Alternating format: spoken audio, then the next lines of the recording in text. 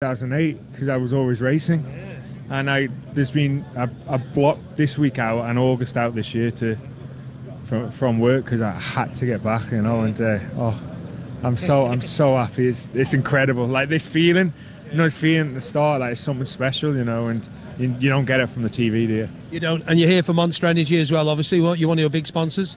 Yeah, I am. Yeah, I think it's what Monster about is an incredible fit for the TT. The Isle of Man, we know as a whole, is just a real place, and this event, it's a real event. It's grounded, and it showcases our island beautifully, and it showcases the most incredible athletes on the planet beautifully. So I'm incredibly proud to be here. You're wired for this, aren't you? You're really wired. Where are you going to go and watch? Me today, I got I don't know, like. It's easy to get round anyway. I always quite like the gooseneck. Okay. Like the grandstand, apart from the start and finish, it's a bit, Gooseneck's good. But yeah, I would see. We'll see. There's groups going around with Monster Energy and with Isle of Man TT organisers. So I'll see what I do.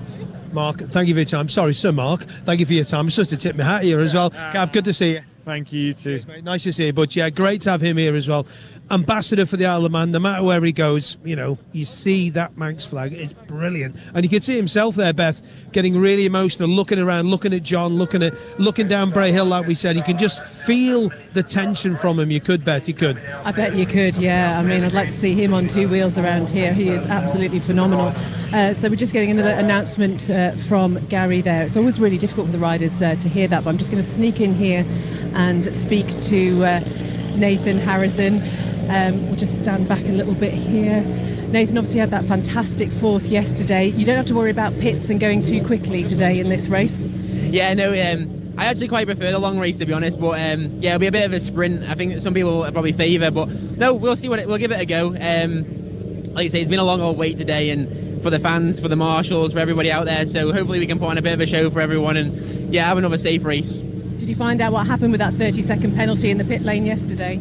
Yeah, I tried to avoid somebody coming out, and then I think the bike didn't like lean angle with the pit limiter on, so I was fighting a bit of a losing battle on the 600 anyway with top speed, so we did a personal best lap time on that anyway, but yeah, it would have been ideal without it, but it is what it is. It would have been another top 10, but obviously it wasn't, so, but yeah, like you say, you can't change anything. When that happens, it happens, and there's nothing you can do to change it, but and also, while I'm on, I'd like to apologise for swearing on the radio yesterday when the adrenaline come. I know everyone finds it funny, but that's not normally me. Oh, bless you. Don't worry about it at all. Just finally, we were hearing from Jamie Kringle. He spent the afternoon having a little nap. What were you doing? To be honest, I wasn't too bad. I just kept going, just actually greeting everybody at the awning, showing everybody the bikes, and I actually had a couple of old primary school teachers. If they're listening out there, they were my two favourite primary school teachers, and they brought a little child round and I signed a few posters. He sat on my bike and stuff. So yeah, did a bit of that, and yeah, just sat with the team really, and had a chilled afternoon. But yeah, I'm surprised my dad didn't try and send me back to work. Do you know, it's so lovely, inspiring the next generation, hopefully. Yeah, exactly, and that's it. It's important. Obviously, road racing is it's got like an older generation to it with the races, so hopefully we can encourage some younger people to come through and give it a go, because I can guarantee it's the best thing ever to set off down Bray Hill. Best of luck today, Nathan. Thanks everyone. 5 minutes to go before the start of the RL360 Superstock race, and just about to jump in to speak to Glenn. Sorry, Phil. Phil, can I just jump in and speak to this young man? Is that all right, Phil? I helped you with the truck. Glenn Irwin, great to see you back on the island again. How are you? Yeah, good. Just nice to be up here and yeah, see the guys being prepared, focused, and ready for a two-lap race, which is going to be really, really interesting. It is going to be very interesting. This is one of these races where the old John McGuinness would fly off the line and have to get that lead to Glen Ellen. You can't hang around here, can you? But talking to John McGuinness, I think Dean Harrison is in a great position for it. He's been incredibly strong in all the opening laps. He's always particularly quick in the run to Glen Helen. Davy's been strong, and as we've seen, Michael's probably been stronger than anyone in the later half of the race. But a two-lap race, weighing all that in, I think we've seen Dean be so close at Northwest and so close at TT that probably the whole of the Isle of Man TT and road racing community would like to see him stand on the top step. So I don't usually like putting a prediction. You're putting money on it? No money, but I'm going to wish Dean Harrison all the best for us. He deserves a win. Glenn, thanks for your time. Cheers, mate. Thank you. Thank you, Glenn Irwin. Cheers. Sorry, Phil, to jump in your conversation there. Sorry, mate, for that. But again, Glenn Irwin, you can hear the nervousness in his voice. So just looking at James Hilly there, he was 5th in this race last year, Beth. And you know what? I could be there or thereabouts. So many people in the mix. As we said, Davy Todd, quickest at 133.155, 17 minutes flat, 0.76. There's only 26 seconds. That's all. That's nothing. That's nothing. That's a little mistake on the run into Quarterbridge, a little mistake wherever, and that's down to Ian Hutchinson, who's a 6th qualifier on 12 at 129.756. What he was saying, the clerk of the course, a bit earlier on about the various flags and stuff on Braddon Inn, they're going to have to look out for that. Okay, there's damp patch there. Also, Ramsey Hairpin. The 27th goes MDs and also Keppel all the way through to Kate's. They're going to have to look for these damp patches. 3 minutes to go now. And this is when the riders, listeners, are really, really getting into the zone. And do you know what? You cannot believe all of a sudden, where have all these people just come from? Beth, it's just incredible where they all come from. It's brilliant though, isn't it? The atmosphere down here is absolutely electric, and I think it has just raised a notch. Obviously there's been a lot of waiting around today, and for everybody, particularly if you've been up on the mountain and you've been there all day, yeah, just well amazing. Well all done. the marshals again all around the course. But yeah, we're absolutely ready for this, and I would not like to call it. Absolutely not. Got to give a shout out to Mitch Rees, number 29 on the Malenko by Padgett Motorcycles Fireblade, qualifying 24th at 124.32, and also to Barry Burrell as well. Where's Barry on my times? Oh dear, have to get the right pages over. You just got to be careful with things. There he is, 50th qualified at 120.613. So the top 52, which would have been Reece Hardesty, who's not making the start, all over the 120. And we've got to keep an eye on George Halliday, whether George does make the start. The bike was down there. The bike was there and it was on the warmers, but I don't think we've seen George. You can't miss him because he's a very, very, very tall young man. We are about 2 minutes away from the start of this race. We're just going to get past the TV chaps and chapesses and just give you the board. I like to give you the board before we go out. I know we give you some details there. So damp patches at Ginger Hall exit, Ramsey Hairpin 27th, and Keppel to Kate's, and Governor's Dip. Lack of adhesion, that is at the entrance to Braddon. So that's Braddon, what they call Braddon Inn. And it also says with a asterisk by it, winds are blustery. And don't forget, no pit stops, 2-lap dash. Mike Booth and Chris Boyd. Thank you very much, Chris. Yeah, we're a minute and a half away from the start of this RLC60 Superstock TT Race 1. We've waited all day. We're about to get race action. We're waiting for John McGuinness, who will be first man down the road. So we roll up to the start line. He's still in his area on Glen Crutchley Road. He's not entered that no man's land area. We are just over 1 minute away. It will be a 2-lap race, as Chris says, 75.46 miles. No pit stops to worry about. Your 2024 podium was Davy Todd winner, Peter Hickman in second, and Michael Dunlop in third, as we do now see John McGuinness roll into no man's land. Mark Pendlebury standing on the start line, staring back at him. And then John McGuinness, once Mark Pendlebury moves to one side, will have the solitary view down Glen Crutchley Road. A look down a totally empty Glen Crutchley Road that John has made so many times before. That look down there, he knows this start routine better than anyone. We then see Dave O'Johnson and Dean Harrison both roll into no man's land as well. As Chris was saying, and Beth, the start line area is absolutely thronged for this first super stock race. It's counted as a big bike race win if they can get it, and who's going to be after it? They all are. So we are 10 seconds away. John McGuinness claps shut the visor. Mark Pendlebury's hand goes onto the shoulder. The revs start to rise, and John McGuinness will get himself underway. Next up from Adelaide will be Dave O'Johnson on the Platinum Club Kawasaki, 16th fastest only in qualifying.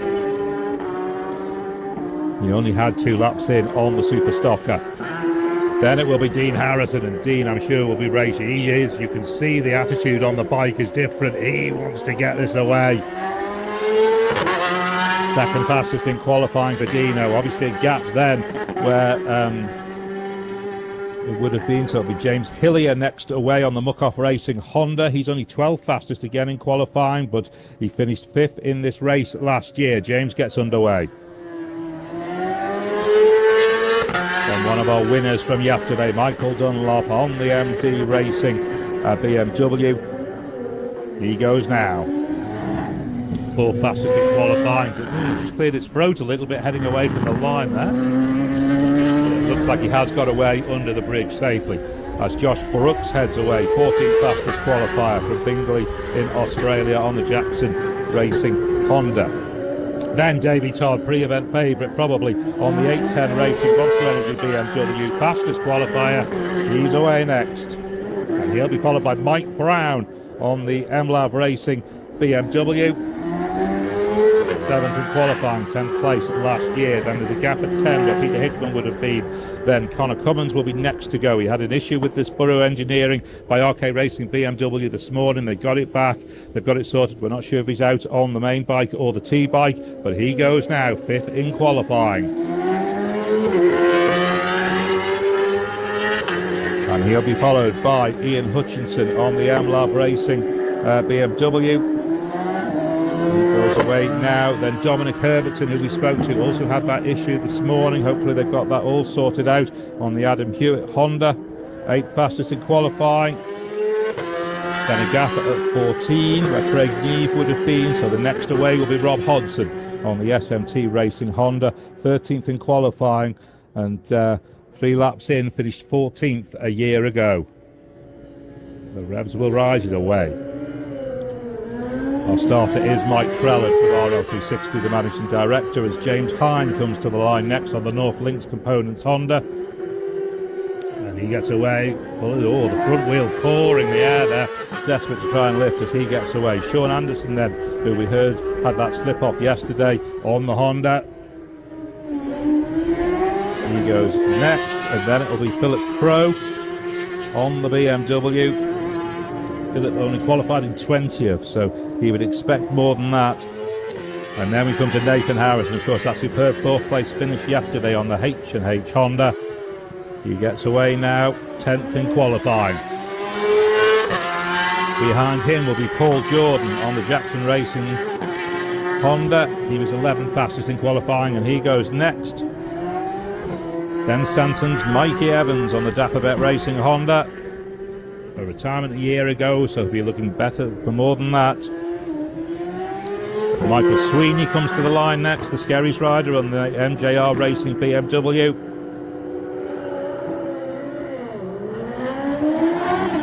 And then Brian McCormack from Tramore, fellow Irishman on the Roadhouse Macau Racing BMW will go next.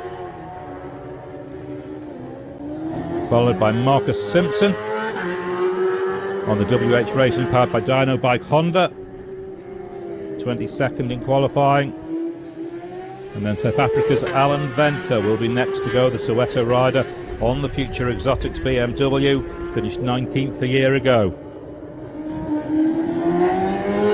Then Mitchell Rees will start his 2nd TT race. He slipped off in his first one yesterday on the Malenko by Paget's Honda. Mitchell's away still.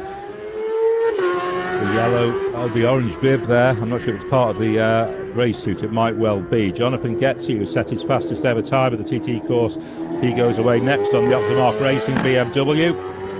And he'll be followed by Stefano Bonetti, the Italian on the Speed Motor Honda. And the last one we'll take away before we switch over to Glen Helen will be Jonathan Perry on the Gordon Huxley Racing Honda, because we have the first men through Glen Helen, Mike.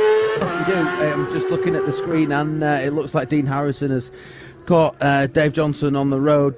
There was this is being a 2-lap race instead of a 4-lap race. These guys really have got to pull the pin early as they can. We've seen in previous races this week Michael Dunlop take a couple of laps just to get up to the full race pace or the pace that we know he's capable of. He's not going to be able to afford to do that today. If he takes a couple of laps to get up to speed, well, that's the race over. So speaking of Michael Dunlop, we saw his bike make some funny noises. It just misfired a little bit off the line. I actually heard the bike do that earlier on in the day when they set off for their sighting lap. So whether that's a little issue that they've got with the bike or not, it's difficult to tell. But it looks like the Dunlop bikes. Davy Todd is already caught and passed Josh Brooks on the way into Sarah's Cottage, and it is Davy Todd that leads then at Glen Helen lap 1. Davy Todd leads Dean Harrison by 1/4 of a second. It's then 5.3 seconds from them out to James Hillier, who lies 3rd. Michael Dunlop, despite it not sounding well off the line, is only 1.7 seconds down on Hillier in 3rd. Then Mike Brown is in 5th on the BMW, 0.4 of a second down on Dunlop. Connor Cummins arrives and slots into 6th place place, quarter of a second down on Brown. John McGuinness is holding 7th, leading on the road, 1.4 seconds down on Cummins, as Ian Hutchinson now arrives and slots into 7th place, just 9/100ths of a second down on Cummins. So Davy Todd is our initial leader at Glen Helen by just quarter of a second from Dean Harrison. Fantastic to see James Hillier in a podium position as well after his podium finish yesterday in the Supersport race. He's on the Honda Superstock bike, which a few other riders have had some issues with, but we do see a few couple of Hondas on podium positions at the moment, so they've obviously got them little issues ironed out. Will Michael Dunlop find some extra pace to end up on the podium, or is this are we going to see him struggling on the Honda, like on the BMW, as though a lot of the other guys have on Hondas? Absolutely. When was the last year that Michael Dunlop won a Superstock race at the TT? Off the top of my head, I haven't got that information, Dave. 2014. It's 2014. over 10 years since he won a Superstock race at the TT. Wow. Yeah, for Michael Dunlop, as these guys are now making their way up to Glen Helen. We're looking for any other later starters to come in. Oh, there's Nathan Harrison. He pops into 4th on the leaderboard at Glen Helen. He's 1.2 seconds down on James Hillier, and he's ahead of Michael Dunlop. So superb run out to Glen Helen for Nathan Harrison, picking up where he left off yesterday. Harrison 4th place at Glen Helen. As we get Dean Harrison into Ballaugh, we wait now on Davy Todd in particular to arrive, our race leader, and Michael Dunlop to come through. We've got Harrison, Johnson and McGuinness, the first 3 men on the road, all through Ballaugh. So it's waiting now on race leader Todd to arrive to get a picture of where we are in terms of the race. Oh, John McGuinness shaking its head over the Ballacry jump big time, and Dean Harrison is only maybe 2 seconds behind him on the road. Harrison is certainly catching up with McGuinness. Absolutely fantastic to see those two Honda boys out on the road together. We can see just the trees are waving in the breeze, and when they jump over these big jumps at Ballacry, it's so easy for the wind to get underneath the bikes and the wheels to get crossed up, and when you land you really know about it. The two Honda boys are down Sulby Straight at the minute. This is one of the fastest parts of the track. They'll be getting their arms and knees and toes tucked in as tightly as they can. It looks as though Dean Harrison is using the draft of John McGuinness's Honda to just pull out and pass him on the straight. He'll want to get past him as fast as possible because it's a 2-lap sprint. You cannot afford to lose any time whatsoever. It is Todd who continues to lead at Ballaugh by 1 second now. It's out to 1 second. Todd leads Harrison. Michael Dunlop is showing in 3rd, but we await Nathan Harrison's arrival. He's got past James Hillier. So Dunlop shows 3rd by 1/10 of a second from Hillier. Then Mike Brown is 3.9 seconds down on Hillier as we await the arrival of Connor Cummins as well. Cummins slots into 5th. We then wait for Nathan Harrison to arrive, and also Dominic Herbertson to see where they will fit in lower down the leaderboard here as well. At the moment it shows Todd, Harrison, Dunlop, Hillier as the top 4, then Ian Hutchinson, Connor Cummins rounding out the top 6, but we know Nathan Harrison still has to be factored in. So yeah, Harrison needs to clear McGuinness as fast as possible. He does, and I think he might have cleared McGuinness on the road now, and he'll be doing his best to get his stretch them throttle cables as much as he can and get a little bit of distance between him and John. Chris Kinley. Yeah, keep a little eye on Mikey Evans as well, number 21. He's up to 6th place through Glen Helen. Also running well, Paul Jordan, number 20. He's up into 9th position. And also number 23, Brian McCormack, up to 15.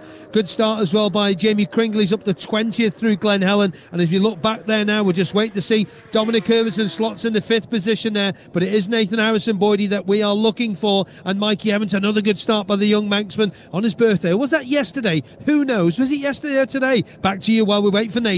These days are so long at the TT this year, it would be a very extended birthday regardless. So yeah, Davy Todd, we wait then for Nathan Harrison to arrive at Ballaugh. He does now, he's dropped to 5th. So Davy Todd leads Dean Harrison by 1 second at Ballaugh. Then Michael Dunlop 10.6 seconds down on Harrison and only 1/10 of a second up on Hillier. Hillier then 0.3 of a second up on Nathan Harrison, then 2.4 seconds out to Dominic Herbertson, then Ian Hutchinson, Connor Cummins, Paul Jordan rounding out the top 10 as Harrison already arrives into Ramsey.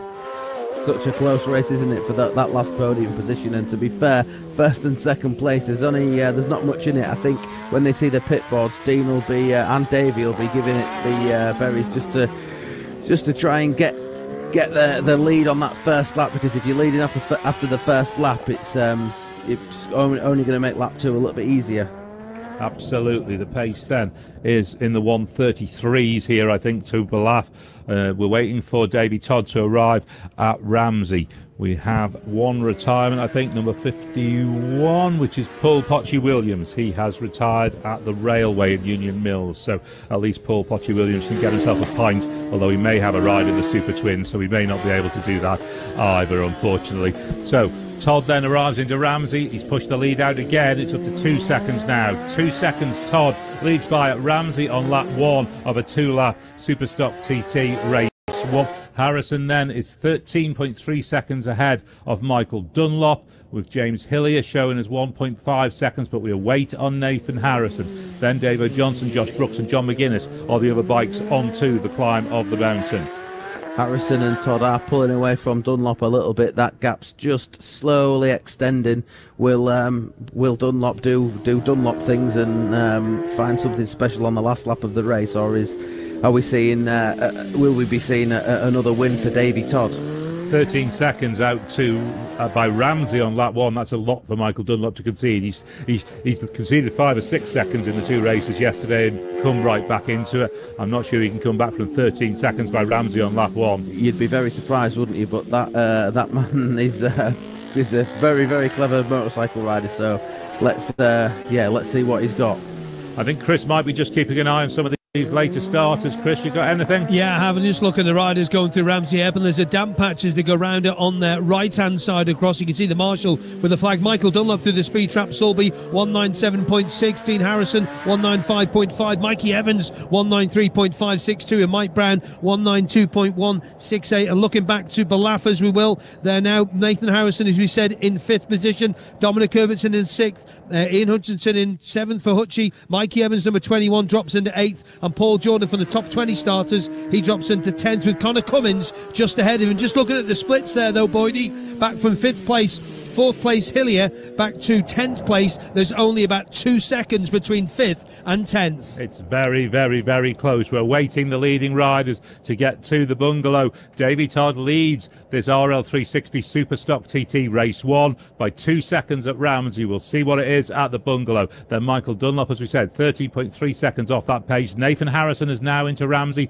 continues to hold on to 5th place, only 0.3 of a second down on Hillier, so he's joined into that huge scrum as well, from 3rd down to, well, wherever. There's next to nothing in it, as Dean Harrison does now make it out to the bungalow, but it's race leader Davy Todd. We're waiting for that Honda of Dean Harrison's. Surprisingly few laps, he was saying, before he went out there, but it looks a very, very planted bike. It does, doesn't it? You can see he's really, really trying, though. He's climbing all over the bike, even up the mountain section where you would think you'd a bit more tucked in. He's pulling the thing from left to right. We saw him just going round the bungalow there, knee scraping on the ground, almost elbow scraping on the ground. He's giving it everything he's got. Harrison leads on the road then, but it's Todd who leads in the race, and we wait for him to arrive at the bungalow. He shouldn't be too far away now. We have Harrison, Hillier, Johnson and McGuinness all through the bungalow, but it's bike 8 we're waiting for. Davy Todd on the BMW to arrive there. And now we see James Hillier heading up to, as Todd does arrive, and it's gone out again by another 0.3 of a second on the climb of the mountain. Todd now leads by 2.3 seconds. And that gap between the Davy Todd and Dean Harrison and Michael Dunlop is just extending again. The podium places look as though they might be getting a little bit more settled, but those places behind the podium from 4th, 5th, 6th, 7th all the way down to 10th, it's just getting closer and closer. We wait then on Nathan Harrison to arrive next. He is, as we say, holding on to 5th place at Ramsey. We have the 4 riders who are ahead of him on the leaderboard all through the bungalow. Davy Todd, Dean Harrison, Michael Dunlop on James Hillier. It's when Nathan Harrison slots in that we're waiting to see. A little bit further down the leaderboard, we've also got Ian Hutchinson holding on to 6th place at Ramsey. Paul Jordan from bike number 20 holding on to 7th. Dominic Herbertson holding on to 8th from number 13. And Mikey Evans still dropping into the top 10 from start number of 20, or from his rider number of 21. Davy Todd then through the bungalow, 2.3 seconds up on Dean Harrison, with Michael Dunlop now 16.3 seconds down on Harrison, so he's dropped another 3 seconds back on Harrison on the climb of the mountain. James Hillier then 3.1 seconds down on Dunlop in fourth, as we wait for Nathan Harrison to arrive and see James Hillier into the Cregner Bar. So the leading riders on their run down the mountain, as Todd has overhauled Michael Dunlop. Todd's just moved past Michael Dunlop on the run into Cregner Bar there, Mike. That'll be opening Michael Dunlop's eyes a little bit, won't it? It's not very often that he gets passed on the road by another guy at the Isle of Man TT, but it's an opportunity for him to learn. Davy Todd's obviously going a little bit faster than Dunlop, so will he be watching the lines, keeping in his slipstream, and perhaps that'll just drag him on a little bit, but he's got 16 seconds in front of him between him and Dean Harrison, so chances of him pulling him them that time and getting past Dean Harrison in the standings is, you'd have to say, quite slim now. Harrison is into Governor's Dip already at the end of lap one. This is going to be a lightning quick RL360 TT race, Superstock race one. He's on to Glencrutchy Road. He's about to fly past us. It's Davy Todd who continues to lead at Crocknamona. Harrison goes past us, and the opening lap is 133.658 for Harrison on the Honda, but it's Todd we're going to wait for. The lead had come down a little bit at Crocknamona, down to 1.6, so Harrison has just eked a little bit back out of Todd on the run from Grandstand from down to Crocknamona. We'll see what it is here as we're about to get the next pair of riders across the line. That's John McGuinness and Dave O'Johnson. McGuinness completes at 128.109. Dave O'Johnson 129.245. But it's now Davy Todd who has passed Michael Dunlop on the road that we wait for to get here to find out what the race position is at half distance of this 2-lap race. There goes James Hillier. He'll slot in still in that leaderboard battle. 130.498 as there go Todd and Dunlop. Davy Todd's opening lap 133.712. Michael Dunlop 131.06, but the race lead is down to 0.4 of a second. Todd continues to lead, but it's only by 0.4 of a second. Harrison has clear road in front of him, leading on the road. He's pulling that gap down. Can he keep that going? Because Todd maybe just conceding a little bit of time there, getting past Michael Dunlop. Harrison's got a chance here, Mike. Yeah, you're not wrong. It's all tightening up, isn't it? It's never a foregone conclusion at the Isle of Man TT racing. How much time did it take him to get past Michael Dunlop? You just have to ask. It didn't look as though when we was watching on the live feed that he was held up too much by him. I think he got up the inside of him into the Cregner Bar, and that was probably one of the better places to catch someone who's a little bit slower than you. Will Michael Dunlop hold him up? It's unlikely. Will seeing that decreased lead on Dean Harrison's pitboard, will that just spur him on a little bit, just to stretch the cables a little bit more and give it that little bit of extra gas? Absolutely. Let's see what happens. Todd had set the fastest sector times of the race all the way through to the bungalow. Then Harrison has set the fastest sector times of the race to Crocknamona and to the grandstand. That has brought it right down, Chris Kinley, to 0.4 of a second. Yeah, just looking back as well, Dean's never won the Superstock race, boys. You've got to bear that in mind as well. It's pretty tight for those other places. Good performances by Mitch Reese, the newcomer. When you're going through Ramsey, he was in about 23rd, 24th position, and young Jamie Kringle as well into the top 20. So some great performances as the riders continue to go past us here at the TT Grandstand. But here we go. This is going to be a belter. Just under half a second, 0.408 after 37 3/4 miles. David Rigby has retired at Parliament Square in Ramsey. Looking back to Crocknamona, Nathan Harrison continues to hold on to 5th. Ian Hutchinson in 6th, Dominic Herbertson 7th, Connor Cummins in 8th, Paul Jordan shows in 9th, and then I think Mike Brown actually has just nicked in ahead of Paul Jordan, so 9th and 10th for Brown and Jordan. But it's all eyes now out on Glen Helen to see what has happened at the very front of this race as we still wait for Nathan Harrison to arrive through. There he goes, 130.315 for Nathan Harrison, continues to hold on to 5th place just through the grandstand here. And he's only 1.4 seconds behind James Hillier, and to be fair, James is only 4.5 seconds behind Michael Dunlop, so James Hillier and Nathan Harrison actually not that far from a podium position. No, there's plenty to come. We're waiting then, all eyes on Glen Helen. We see the leading riders are certainly on their way out and through Ballacrane. See, in fact, yeah, Todd and Dunlop are almost catching Hillier now on the road, on the run out through Gorsley. Todd, then he's got Dunlop right astern, and Dunlop can just sit. Dunlop can sit with Todd. He could drag him onto the podium here. You're absolutely right. He's got a very fast bike as Michael Dunlop, and he'll be using the slipstream of Davy Todd just to help him in the straights and keep the bike more stable. So it's we've seen it before at the TT. People using a faster a rider that they know is a little bit faster than them to drag them along, and that can really make the difference. Absolutely. So on the run out then we'll have Harrison. In fact, he's there. Harrison is through Glen Helen. And we wait then for these riders. Ian Hutchinson also moving up the order. He's up to 6th behind Nathan Harrison at the grandstand here. So it's what happens when Davy Todd arrives out there at Glen Helen. That's what we want to see. It was 4/10 of a second here at the grandstand. What's it going to be? Glen Helen on the second and final lap of this RL360 Superstock TT Race 1. Next couple of riders are into Glen Helen. That is John McGuinness and Dave O'Johnson. They head off up the hill as well, so they're through Glen Helen on the second lap, but it's Davy Todd we're waiting for. He's got James Hillier in front of him, so he's going to have to pass Hillier as well, and Hillier is in that top 4 battle as well, so Hillier's going at a pace. In fact, they caught him. Todd has caught Hillier on the road at Glen Helen. Dunlop maybe just dropping a second or so off Todd. Todd gets past Hillier on the run up to Sarah's Cottage. Hillier moving over to the left. I think he knew what was coming there, but Harrison leads the race. That has cost Davy Todd. Harrison leads by 2.3 seconds. Lead change at Glen Helen on lap 2. Dean Harrison on the Honda now leads this RL360 Superstock TT Race 1 by 2.3 seconds from Davy Todd. But Todd has now moved into clear road ahead of him. He's cleared Michael Dunlop. He's cleared James Hillier. Todd has clear road in front of him.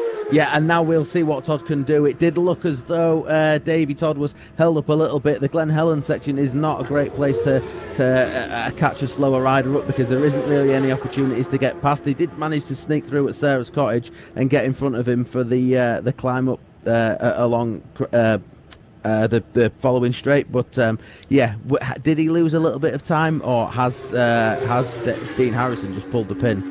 And that may be the case. The sector time suggests that maybe Todd did lose maybe 2 seconds on that run out there. Of course, he caught Michael Dunlop at the Craig and got past him relatively smoothly. Then he's caught James Hillier pretty much right on Glen Helen, coming up through Rutters, in fact. And now we see Hillier. Dunlop has caught up with Hillier now as well. And I think Dunlop's going to have the same problem. And of course, Dunlop does not have a lot of time to spare, really, because James Hillier, Nathan Harrison and Ian Hutchinson aren't far behind him in the standings. It is Nathan Harrison we're waiting on. Dean Harrison leads by 2.3 seconds. Glen Helen lap 2. Michael Dunlop is then 20.7 seconds down on Davy Todd, but 9 seconds up on James Hillier. Then we wait for Nathan Harrison to arrive. We've got Ian Hutchinson through, and he's 2.1 seconds down on Hillier. Then Connor Cummins is 2.1 seconds down on Hutchinson. Then Dominic Herbertson is 9/10 of a second down on Connor. And then Josh Brooks is 5.2 seconds down on Herbertson, and Mike Brown and Dave O'Johnson round out the top 10. But we're waiting on a couple of later starters to come through, in particular, of course, Nathan Harrison, and all eyes on the front end of this. We've got Dean Harrison through Balaf. We wait now on Davy Todd. It's a bit of a barnstormer, this, Chris Kinley. Certainly is. We've got Jonathan Gotchke. He's just a retirement into the pits, looking down then through the grandstand, dropping into side the top 10 just. In 9th is number 20, Paul Jordan. 21, Mikey Evans in 13th place. 16, James Hinden, 16th. 23, Brian McCormack in 17th place. Phil Crow, number 18, in 18th place. 27, Almeric Blank in 19th. Top 20 rounded out the grandstand by Mick O'Sweeney. We're very conscious of the leaders are going to be through Balaf any moment now. Dean Harrison, Chris Boyd, he's there. We're waiting on Todd's time to pop up. Nathan Harrison continues. It's dropped to 6th, actually, at Glen Helen. Ian Hutchinson has got past him. We're waiting on Todd to arrive at Balaf. We've got Harrison, Johnson and McGuinness through Balaf. It should be Todd next that we wait for to come in. He's there, and it's gone out to 3.2. Harrison's extended the lead out to 3.2 seconds at Balaf on the final lap. This would be such a popular victory if Dean Harrison can bring this home, Mike. Absolutely. He's had a third place, a second place so far this week. I think he's due a win, and it'd be great to see him stand on the top step of the podium. Davy Todd had clear traffic in front of him. Then it wasn't as though he was getting holed up. So the Dean Harrison will definitely be one to watch for the second part of this last lap. Balaf to Balaf for Dean Harrison, 134.803. Balaf to Balaf, obviously the lap record, the outright lap record was set in the Superstock class by Peter Hickman in 2023, 136.358, but it's Harrison's on a 134.8 pace, which would be the fastest we've seen so far at TT 2025, I think, as he extends that lead over Davy Todd to 3.2 seconds at Balaf of the final lap. Then Michael Dunlop is now 21.6 seconds down on Todd, but that is 11.2 seconds up on James Hillier. Then Connor Cummins shows in fifth as we await the arrival of Ian Hutchinson and Nathan Harrison. Ian Hutchinson does arrive and slots into fifth place, 4.6 seconds down on Hillier, and then it's Nathan Harrison we're waiting for. The other riders through Balaf on the second lap: Connor Cummins, Josh Brooks, Mike Brown and Dave O'Johnson. We're going to flick back to the start of the lap and just try and go a little bit further down the leaderboard if we can here at the end of the opening lap, if I can get the right screen up. It was down at the bottom end of the leaderboard, it was or lower end of the top 10 rather. In fact, Kinners, no, I haven't got that to my hand at the moment, mate. I'm afraid my screen changes like yours. So, yeah, this is okay. Yeah, the retirement. Sorry, beg your pardon. Yeah, Joe Yeardsley. Sad news for the only Aprilia in the Superstock race. Joe, unfortunately, is a retirement in the pits. 10th at the end of lap 1 was Josh Brooks on the Honda, 11th for Mike Brown on the BMW, 12th for Dave O'Johnson on the Kawasaki. Mikey Evans was 13th, Rob Hodson 14th, John McGuinness 15th, James Hines 16th, 17th for Brian McCormack, 18th for Philip Crow, 19th for Amalric Blanc and 20th for Michael Sweeney.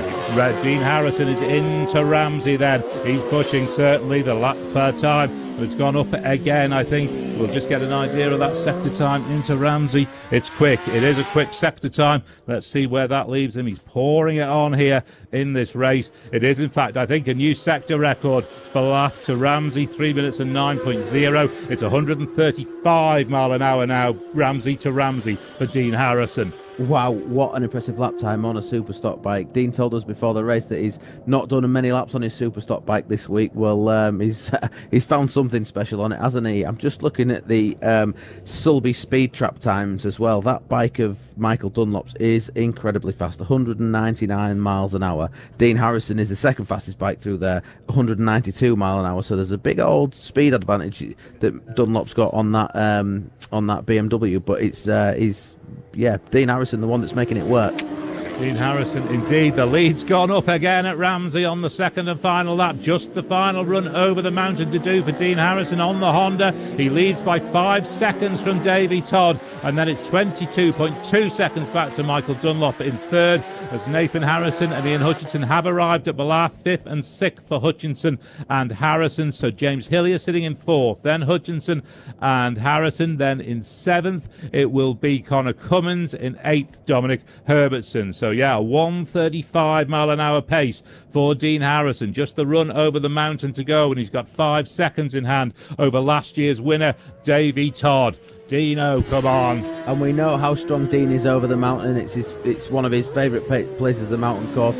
He always tends to pull a bit of a lead out there if he's leading the race anyway. So my money at this point is definitely on Dean Harrison. What a fantastic ride he's having, and what a fantastic result it'd be for him to win a Superstock TT. It would indeed. Timothy Minot has retired here at the pits. So Timothy Minot's race over here at the pits at the end of the opening lap. So Harrison then on the climb of the mountain. So too Todd, Dunlop, Hillier, Hutchinson, Cummins, Brooks, Brown, Johnson and McGuinness. We wait on Nathan Harrison, and Ian Hutchinson is there. Yeah, we wait on Nathan Harrison in particular of the top 6 to come through Ramsey still. This is a great pace though that we're seeing by Dean Harrison, and we see actually Davy Todd pictures of him over Balacry jump, and it's just getting a bit leery on him. There's a few guys going over these jumps. Michael Dunlop follows him over the jump. Actually looks quite tidy, but like we said before, it doesn't take much wind to get under your wheels when you're in the air. You've not got a lot of control of your bike when you're flying through the air, and you can quite easily have a bit of a bobble. A small moment can turn into a big moment when you're doing 180 miles an hour. Andrea Miola is a retirement here at the pits as well. So Andrea Miola made half race distance and has stopped here at the pit. So it's all eyes now on the bungalow. We see them. In fact, Harrison is through the bungalow. So now we wait on Davy Todd to arrive. Can he do anything about this 5-second deficit that he's got to Harrison? Then it will be Dunlop and Hillier who are racing together on the road. We'll wait for them, and then we'll get a definite picture of where this podium battle is at the bungalow on the second and final lap, as we see Harrison now heading out towards the 32nd and then down into Windy Corner and away from there as we see what looks like, yeah, that's Dunlop and Hillier, I think, heading out through the veranda. So we'll have them at the bungalow very shortly. In fact, it might be McGuinness and Johnson actually. Yeah, on the road. Difficult to see from the helicopter shots, isn't it? But how fantastic a feeling must it be to be leading a TT race, riding over the mountain and seeing all these people waving and shouting and arms in the air. You know you're on your way to another TT win, and they know you're on your way to another TT win. All that support that these guys get all the way around the mountain course. It's 37 3/4 miles this track, and to see so much support all the way around it must be fantastic. Nathan Harrison comes through Ramsey, continues to hold on to that top 6 position. So Nathan Harrison 6th, but Jamie Kringle is out at Douglas Road Corner, his race finishing out in Kirkmichael. Bungalow to bungalow for Dean Harrison is 135.465, nearly 135.5 for Dean Harrison now. He's getting quicker. And it extends the lead to Davy Todd. It's now 9.3 seconds. He just keeps getting faster and faster. He is absolutely pouring it on. He's on the way through Craignabar. He's just got the run down the mountain. He's getting the cheers of the fans. You can tell this is going to be a really popular victory if he gets it home here to the grandstand for Dean Harrison on the Honda. And that lap speed is going up and up at the same time. Fantastic to see. It's he's such a popular rider, and of course an Isle of Man resident now. There'll be a lot of people on the Isle of Man cheering for a Dean Harrison win. I know there is a few up here in the commentary box. 135.4 then we have him bungalow to bungalow, but he's getting quicker as he goes on, so they might well go up yet. And as you say, he's got the lead up to nearly 10 seconds as he arrives at Cronknamona for Harrison. Just the final couple of miles to do down here to the TT grandstand to get back onto the winner's rostrum. It is up to 135.6 Cronknamona to Cronknamona, and it may well be even quicker than that by the time he gets to the finish line here. Harrison then making his way down through Bedstead, down towards the top of the Nook, and this will be a fantastic victory to have Dean Harrison. He's waited for this for so long. He has, but it's not all over yet. The last two or three sections of the Isle of Man TT course are very tricky. The slowest part, it's nearly walking pace as you're going around the Nook. It's damp and it's cold and it's miserable under there. If he can get out of there and onto Glen Crutchery Road, he should be home safe. It looks like he is. We'll see him come past the grandstand any moment now. Dean Harrison then on his way down Glen Crutchery Road, riding to victory in the open. There he is, winner of the RL360 Superstock TT Race 1 will be Dean Harrison, back on the top step at the TT. Fantastic. And that final lap was 135.692. 135.692 for Dean Harrison. Davy Todd, Michael Dunlop and James Hillier, second, third and fourth in the race are all through Cronknamona. It's out to over 10 seconds, the gap to Davy Todd, 10.5 seconds, but he's still 20 seconds up on Michael Dunlop, and then 19 seconds back to Hillier. So these podium places look relatively settled. We'll get them across the line shortly. We've still got John McGuinness and Davo Johnson running up there as well. They are also through Cronknamona. We'll get them across the line, and then it will be Todd and Dunlop we will be looking for to complete our podium. As the checkered flag, Mark Pendlebury holds it ready to shine, ready to fly as we get Davy Todd and Michael Dunlop both out onto Glen Crutchery Road. And there they go, both across the line. Final lap for Davy Todd, 134.077. For Michael Dunlop, 134.081. Dean Harrison wins by 11.656 seconds, with Michael Dunlop 20.5 seconds back in third. Down to the winner's enclosure and Chris Kinley. Oh my goodness me, guess what's happening in the first burnout of TT25 in the winner's enclosure. The first Superstock race win ever for for Dean Harrison. His last win was 2019 on the big bike with the senior. He's now a 4-time TT winner, winning by 11.656 seconds from number 8 Davy Todd, with Michael Dunlop 20 seconds back in that third position. And how important is this going to be for Honda? There we go. This means a lot. He was so close. You heard him saying, and you heard Boothie saying, and other people saying, and Glenn Irwin saying before the start of the race, he could be the man to watch. And Vicky, his missus, is there. That's important. The family will improve. The family will be here. And here's his mum as well. Sammy's in, and Conrad, I'm sure, won't be too far behind. You'll probably hear Conrad before you see him. But there is Dean Harrison, straight to the Honda guys. Absolutely brilliant. 4 TT wins under his belt. Let's give you the lap times then for them. We'll give you the lap speeds. We'll get that for you in a second. So Dean Harrison with his lap. Let's have a look. Let's go down the list a bit. 135.692, 135.692, 134.0 for Todd, and 134.081. And Dean Harrison, the man from Bradford, he now lives on Laxey in the Isle of Man, is happy. The Metzler boys are straight in to speak to him as well. Sammy's quite happy too. Brilliant stuff. All the boys come in, and Dino will take the gloves off. And Gary from Michael Dunlop's team comes right over and says well done to him. Dean Harrison gets a pat on the back as well. 4 TT wins, but Dino for Honda, a factory rider, and the first Superstock race win. Oh wow! Yeah, no, honestly, I've been trying and oh, I know that one. I've been trying. Obviously, everyone will tell you how hard it is to win it. To get on a podium's hard enough. Never mind win one. So no, it's been a tough week. I'll be honest with you. I've been a bit up and down, but no, I've had a 3-2 and now a 1. You certainly have. Honestly, I want to say I'm massive that the crowd then, everyone waving their arms over the fence and spurring me on. And I'll say a massive thanks. And I was digging deeper and deeper as there were more waving at me. So big thanks. And thanks to all the lads in my pit boards. There's a lad up Craig Nabard in my pit board. Massive thanks to him. And just good. Do you know what was your personal quickest Superstock lap before this? 33.8. 35 and a bit. Is that what we did then? Yeah. How did that feel? Yeah, I just rode as hard as I could and read the boards and over the moon with that. Because Davey had the lead for a little while, and Michael was just a little bit back, and then you got back. Davey got held up a bit with Michael Dunlop, but you've been there before. Yeah, no, I got stuck behind Davo for a little bit on lap 1, so I know exactly the feeling. I got stuck behind him going through Glen Ellen on the exit, so he held me back a little bit there. But no, the team have worked so hard all week as Honda, and to give Honda a TT win, I'm over the moon. And in the Superstock class, which is effectively the road bike, really. Well, it's not a road bike, but you know what I mean, don't you? No, honestly, I keep saying that the Fireblade is so fast. We've just got a couple of issues, but no, we're making the bike better and better all the time. Look at your team boss, he's happy, isn't he? Smiling his face, so no, over the moon with that. So 135 and the stock is good going. Well, look, Dino, 4 TT wins, well done. Cheers, thank you very much. To her. Cheers, well done. And there you go. Yeah, Harvey and the team are a bit happy, and Davey Todd will grab a quick word with them if he can. He's just speaking to the guys just to jump in on the conversation. Sorry, boys. Davey's second place in the Superstock. I know you wanted this one, but held up a little bit, would you say? Maybe? Yeah, I don't think I could have got much more traffic in 2 laps.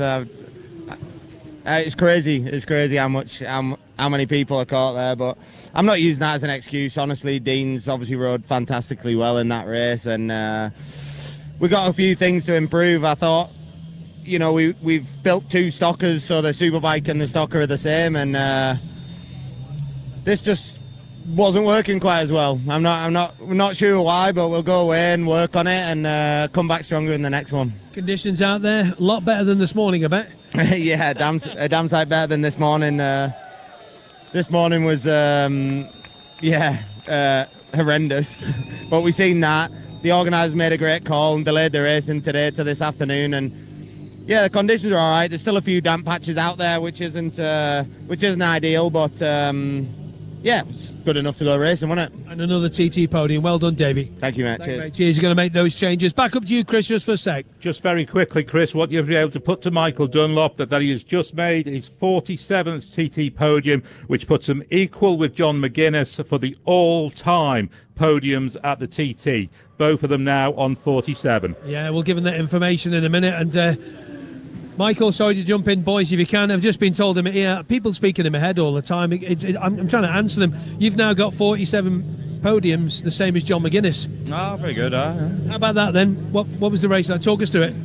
We end up with an electronic function at the straight. It jammed and on the start, you could hear it. It jammed, and then I don't know whether we've got a gremlin in the bike or something, but the blipper was working sometimes, then not working and stuff. And with places so fast here, you can't afford for not to know if it's working or not working.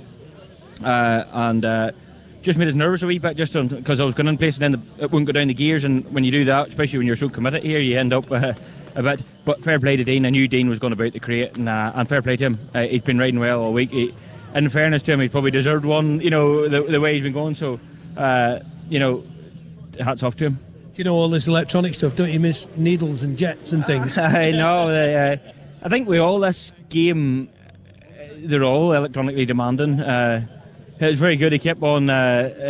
He gave me one about the turbo, so he must have got one himself. So look, it's just something which the miles, our miles hasn't been fantastic, which has sort of left us sort of in the back foot a little bit again. So I'm probably 2 laps, not the greatest one for 2 laps. I'm a slow starter.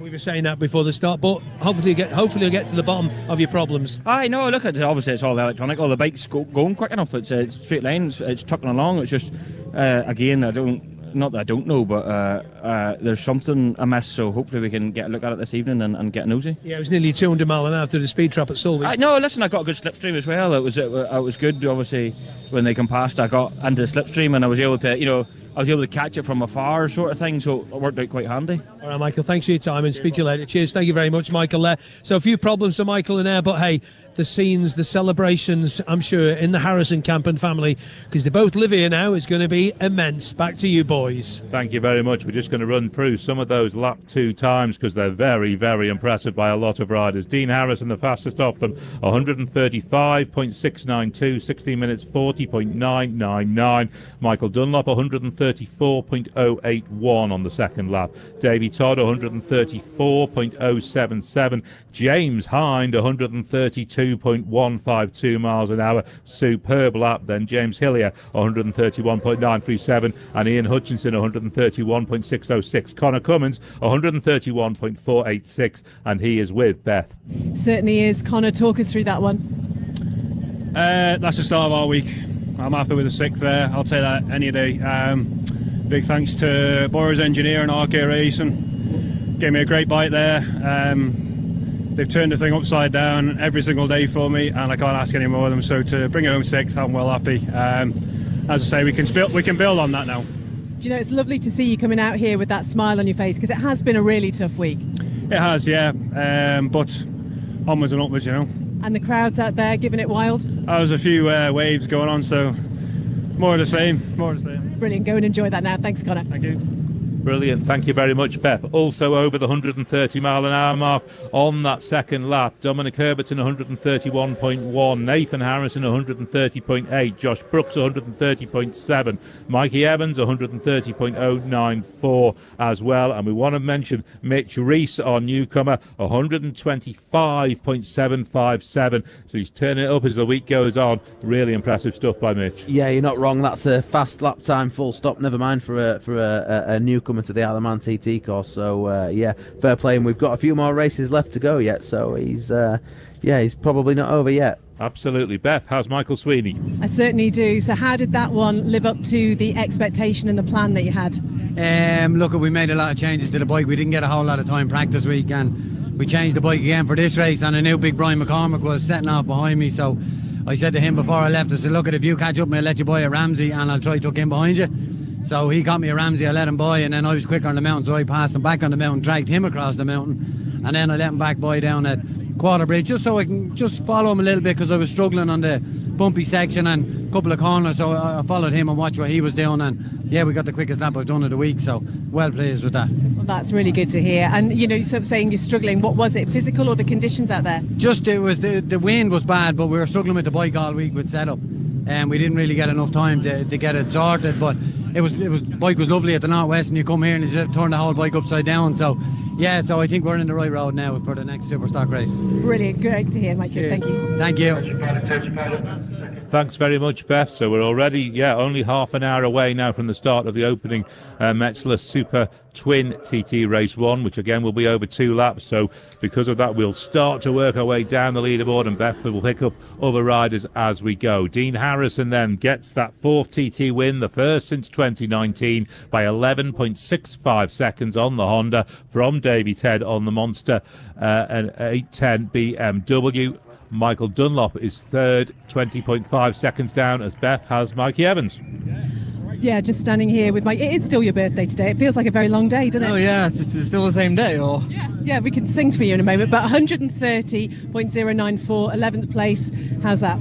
Yeah, the pace was crazy in that race. I had a board. I thought it said P6 at Balaf. I don't even know now. And I was like, geez, I'm going right here. And then next one was like Union Mills on the second lap. It's like P13, and I was like, oh no, what's going on here? But it was a really physical race. I hurt my arm a bit, but yeah, to do 130 is just amazing. So yeah, we're going quicker and quicker. So yeah, I've got to be happy. That is a birthday present and a half. And you say you're struggling with your arm. You're going to head over to physio and get that looked at. Yeah, and you try and get onto it before this twin race. Try and get it, sorted before that. We'll let you go. Thank you so much for talking to us. Thank you. Thank you very much, Beth. So Michael Dunlop, as we said then. In fact, let's go down to Chris Kinley. Yeah, we'll get back to Chris Boyd in a minute. But ladies and gentlemen, this is the presentation for the RL 360 Superstock race. And to present the awards, Deepak Singh, who's a guest of RLC 360 from GFS Singh. Thank you, Deepak. Thank you for giving a round of applause, folks. Thank you. So Deepak's going to be heading up onto there to do the podium presentation for the Superstock race. Ladies and gentlemen, in third place, riding the MD Racing BMW number 6, Michael Dunlop.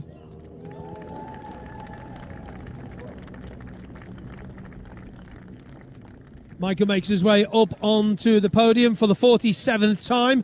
In second position, riding number 8 on the Monster Energy BMW Motorrad BMW, Davy Todd.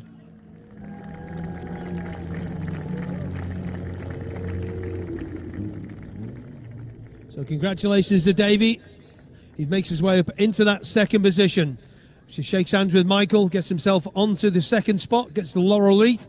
And ladies and gentlemen, his 4th TT win, riding the Honda CBR 1000 RR Fireblade for Honda Racing UK, and his first Superstock race win, Dean Harrison.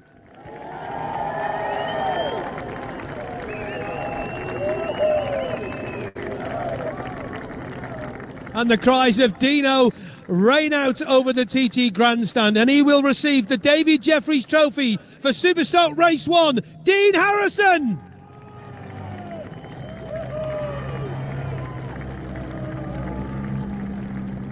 And now, ladies and gentlemen, if you're able, please be upstanding for the anthem. Together again for Michael Dunlop, Davy Todd, and a 4-time TT winner, Dean Harrison.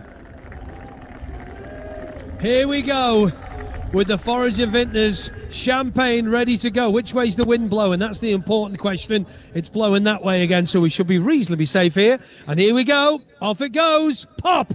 Well done, Dino, Davy and Michael. Oh, no. Man down. Davy Todd drops it. Oh, goodness me. Make a mess. Get that cleaned up. Back to you, Boydie. We got Super Twins. We have got Super Twins to come, but I tell you what might move. Dean Harrison must have been wondering when that was going to happen again. I think we all was. Well, to be honest, we were all wondering when these races were going to happen. And it's like waiting for a bus, isn't it? We get 2 races in one go, but so nice to see Dean Harrison on the top step of the podium after all these years. We know he's been a contender for race wins for a long time, and it's just not happened for a little while. But yeah, fantastic to see him on the top step. Absolutely awesome. We are in countdown mode to the Metzler Super Twin TT Race 1. It's pages 68 and 69 in your programme. We'll be coming to the changes of programme very soon, so do grab that, pages 68 and 69. But let's bring you the finishes in the RL 360 Superstock TT Race 1. Dean Harrison wins from Davy Todd. Michael Dunlop in third, as we just seen on the podium. James Hillier was then 20.9 seconds down down on Dunlop in 4th, and that was 4.4 seconds only ahead of Ian Hutchinson on the AmLab BMW, who was 5th. Connor Cummins got himself a top 6, 3.6 seconds down on Hutchinson. Then Nathan Harrison finished in 7th, backing up that fantastic 4th place from yesterday. He was only 1.9 seconds down on Cummins in the Battle of the Manxman. Dominic Herbertson, 0.2 of a second down on Harrison in 8th, so impressive by him. Then Josh Brooks in 9th. James Hind, also impressive result for him on the bigger bikes, rounding out the top 10. Mikey Evans finishes 11th. Paul Jordan in 12th. Mike Brown 13th. Davo Johnson and Rob Hodson 14th and 15th. John McGuinness in 16th, unfamiliar position for him. Philip Crow in 17th. Brian McCormack 18th, rounding out the top 20. Amalric Blanc and Miko Sweeney. Then in 21st, Alan Venter. Lucas Mora 22nd. Mitch Reese, our newcomer, and they'll take the newcomer award in 23rd place. Erna Costamo finishes 24th. Sean Anderson 25th. Darrell Tweed 26th. 27th for Marcus Simpson. Rounding out the top 30, James Chalk, Jonathan Perry and Sam West. In 31st, Stefano Benetti. Then Baz Ferber, 32nd. 33rd for Maurizio Bottalico. Then Eddie Fair in 34th. Matt Stevenson in 35th. 36th to 40th, Kevin Keys, Mark Parrott, Barry Burrell, our other newcomer, Joey Thompson and Loris Mahan. Then 41st for Tom Robinson, 42nd Martin Morris, 43rd Sam Johnson, and our final finisher will be Paul Cassidy in 44th. That is RL360 Superstock TT Race 1. 4th TT win for Dean Harrison, back on the top step for the first time since 2019. We've only got just over 20 minutes or so to go to the start of the next race, so we'll take a very short break. Be back with those changes to programme in a couple of minutes.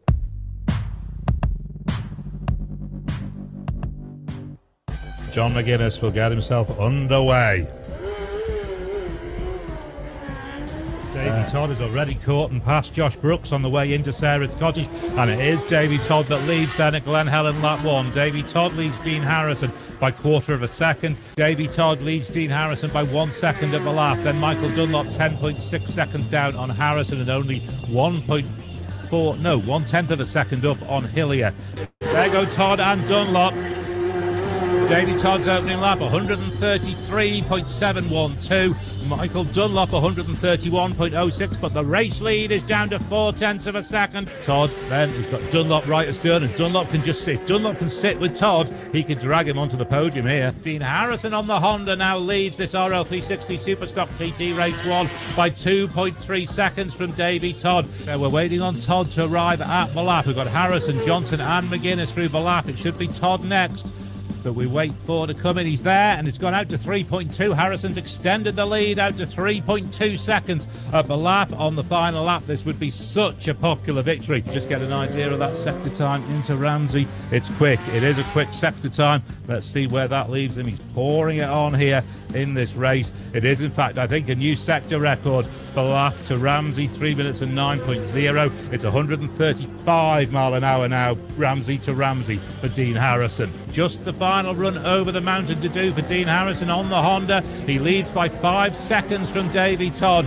He is absolutely pouring it on. He's on the way through Craignabar. He's just got the run down the mountain. He's getting the cheers of the fans. You can tell this is going to be a really popular victory if he gets it home here to the grandstand for Dean Harrison on the Honda. Dean Harrison then on his way down Glencrutchery Road, riding to victory in the open. There he is, winner of the RL360 Superstock TT Race 1 will be Dean Harrison, back on the top step at the TT.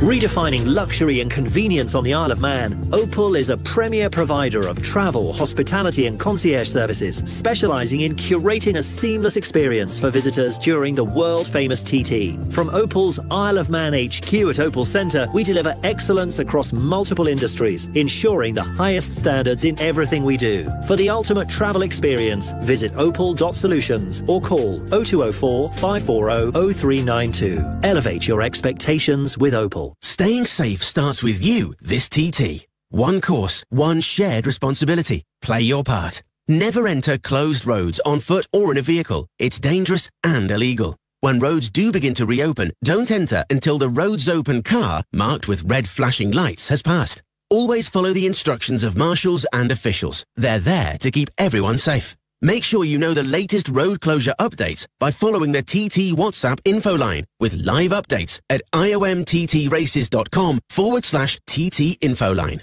Stay off closed roads. Obey our marshals. Stay safe. Stay informed with the TT info line. Redefining luxury and convenience on the Isle of Man, Opal is a premier provider of travel, hospitality and concierge services, specialising in curating a seamless experience for visitors during the world-famous TT. From Opal's Isle of Man HQ at Opal Centre, we deliver excellence across multiple industries, ensuring the highest standards in everything we do. For the ultimate travel experience, visit opal.solutions or call 0204 540 0392.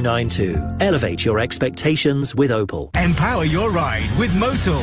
Innovators for 170 years, Motul presents the next generation of oils. N-Gen 5 and N-Gen 7 use a unique regeneration process, offering the most sustainable lubricant solution, with performance that betters the equivalent traditionally produced oils. Track or road, trust Motul to give you the optimum solution. Visit the Motul shop at the grandstand to find the perfect lubricant for your motorbike, car, and now your bicycle as well. Motul, official lubricant partner to the Isle of Man TT.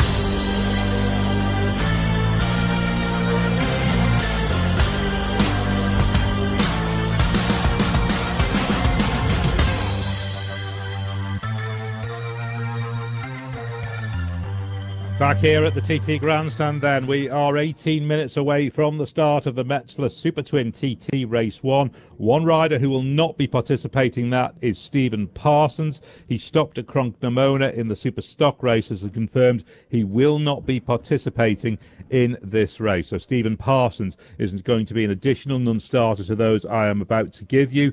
The non-starters on pages 68 and 69 in your programme for the Metzler Super Twin TT Race 1. Non-starters are numbers 2, 4, 21, 10, 2, 4, 10, 21, 25, 29, 30, 38, 40,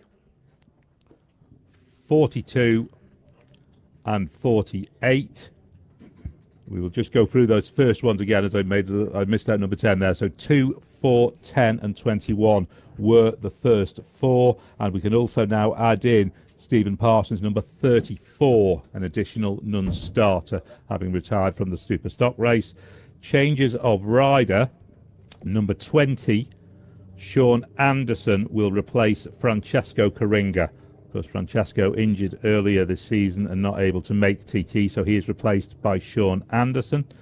And a change of machine, number 47, Pete Murray switches from an Aprilia in your programme to a Yamaha R7. So Pete Murray at number 47 will now ride a Yamaha R7. Let's go down to Beth.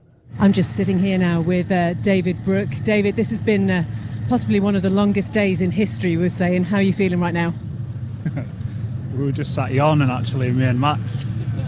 Yeah, it sort of wears you out a little bit. I mean, I've not really done anything, but yeah, you do get tired, but I'll soon wake up at the bottom, once I get to the bottom of Braille, I'm sure.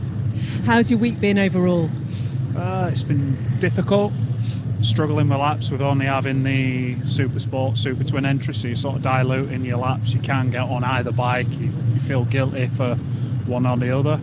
So we focused on the Super Sport. All remaining bikes for the start. And I'm pleased with that. It's we've improved the bike. I just need laps now and to find some sort of rhythm. It's difficult with 2 laps. I feel like I'm only just getting going really once I've had that pit stop, but see what I can do. Do you know, it's so tough, isn't it? Because we keep saying it takes so much to get here, and it must just feel like, yeah, a bit of a letdown when you've had the week that you've had. Yeah. Hopefully I can do a good job and get a big bike entry for next year, and then I'll probably be complaining about getting too many laps. I hope it goes really well for you today. Cheers. Thanks very much, Beth. Okay, let's just take you down the qualifiers because we're only just under 15 minutes now away from the start of this race. Fastest in qualifying, Michael Dunlop on the MD Racing pattern, 18 minutes 31.8, 122.159 last Friday. Mikey Evans is then the second fastest on the Dafabet Kawasaki, 121.426. That is just under 7 seconds slower than Dunlop. Dominic Herbertson then on the Melbray Racing pattern at 121.1 is third fastest. Fourth fastest, Mike Brown on the KMR Jack Reed Cars Kawasaki, the Ryan Farquhar machine, 120.816, and fifth fastest, Davey Todd on the Malenko by Padgett's pattern. Malenko making their debut in this class, 120.3 miles per hour. Just before we head back down to the ground, we just take a pause to remember Northern Irishman Tommy Robb, who passed on last December. A winner of the 1973 Lightweight 125 TT and five-time Northwest 200 winner, who then went on to be a very popular TT commentator. Many who recall the time will have fond memories of Tommy. And of course, this Super Twin class is essentially our current version of the lightweight class. But it's Dunlop we've got at the top of the qualifying times, Mike Booth. He's the one we're all probably got eyes on here. It is, but I'm looking forward to seeing what Michael Evans can do on the Kawasaki, because it's easy to think that you need to be on a pattern S1R to win the Super Twin race at the TT, because they do tend to have that bit of extra performance compared to the other bikes. But Michael Evans is proving that not to be the case on his Kawasaki. Okay, let's get back down to the ground to Beth and Chris to soap up the atmosphere ahead of this Metzler Super Twin TT Race 1. You just mentioned about machines, Mike. There's 9 Pattons, 9 Kawasaki's, 18 Aprilias and 6 Yamahas coming to the line this evening for this Metzler lightweight. I don't know. I'm really looking forward to this. I'm going to grab a quick word, if we can, with the number 9 rider. Listen to some old memories going on here. Ryan Farquhar and Keith Morris are not lumps out of each other on the national scene. You can move out of the way. He's more important than you, big man. Thank you, big man. It's all right. Keith Moore there. Ryan, you're the first person to win this lightweight TT trophy way back in 2012. It makes me feel old. We're both getting on, aren't we? How's it going on the Jack Reed Cars machine? How's Mike been? Aye, so far we've done, I think, 5 laps in total, and every time he's went out in the bike just doesn't want to change, and just a couple of tweaks here with levers and that, and you know, we've done all we can. We're just, you know, it's been a long hard day for everybody, and a long hard week really with the wet weather, but we've done everything we can. We just need a bit of luck now, and hopefully Mike can get settled in after getting off the big bike. And you know, it's a short race, and I think it's whoever's going to be there from the drop of the flag, I think it'll be the winner. Got to ask you, is this the bike that Richard Cooper was at the Northwest, or is it the spare one? No, it's actually, there's a bit of a mix-up in the GPS units, and you know, the GPS unit we got given to us at the start was put on to what was the spare bike, so then we had to call this the spare bike, you know, but this is the bike that Richard won the Northwest on, so hopefully Mike can have a good steady run. The main thing is he's safe and all the other riders safe, but it would be nice seeing him up on the aluminium. Let's see. Ryan, thanks for your time. Thank you. Thank you. There's Ryan Farquhar then. To his rider is, of course, Mike Brown at number 9. Beth. I'm just standing next to Joe Yeardsley. Just wonder, sorry Joe, just grab a quick word with you. Talk us through your day so far. Yeah, it's just can't wait to get going now. It's been a tough qualifying for everyone for obvious reasons with the weather, but I've gone backwards on my smaller bikes with the big bike, which we knew was going to happen this year, so it's hopefully we can get dialed in on this. It's nice just to concentrate on one bike, isn't it, rather than jumping off other ones. So yeah, just gonna be as smooth as I can and try my best, and that's all I can do. And now you know it's only 2 laps. What's the plan? You just got to go from the start, haven't you? These are a case of keeping them going, isn't it? You know, they are on the limit, and the longer races, sometimes a few break down and you can move up a bit. But yeah, everyone's just going to go from the start, and it's going to be a tight race with the top boys up the front, and we'll do what we can from behind and take what we can.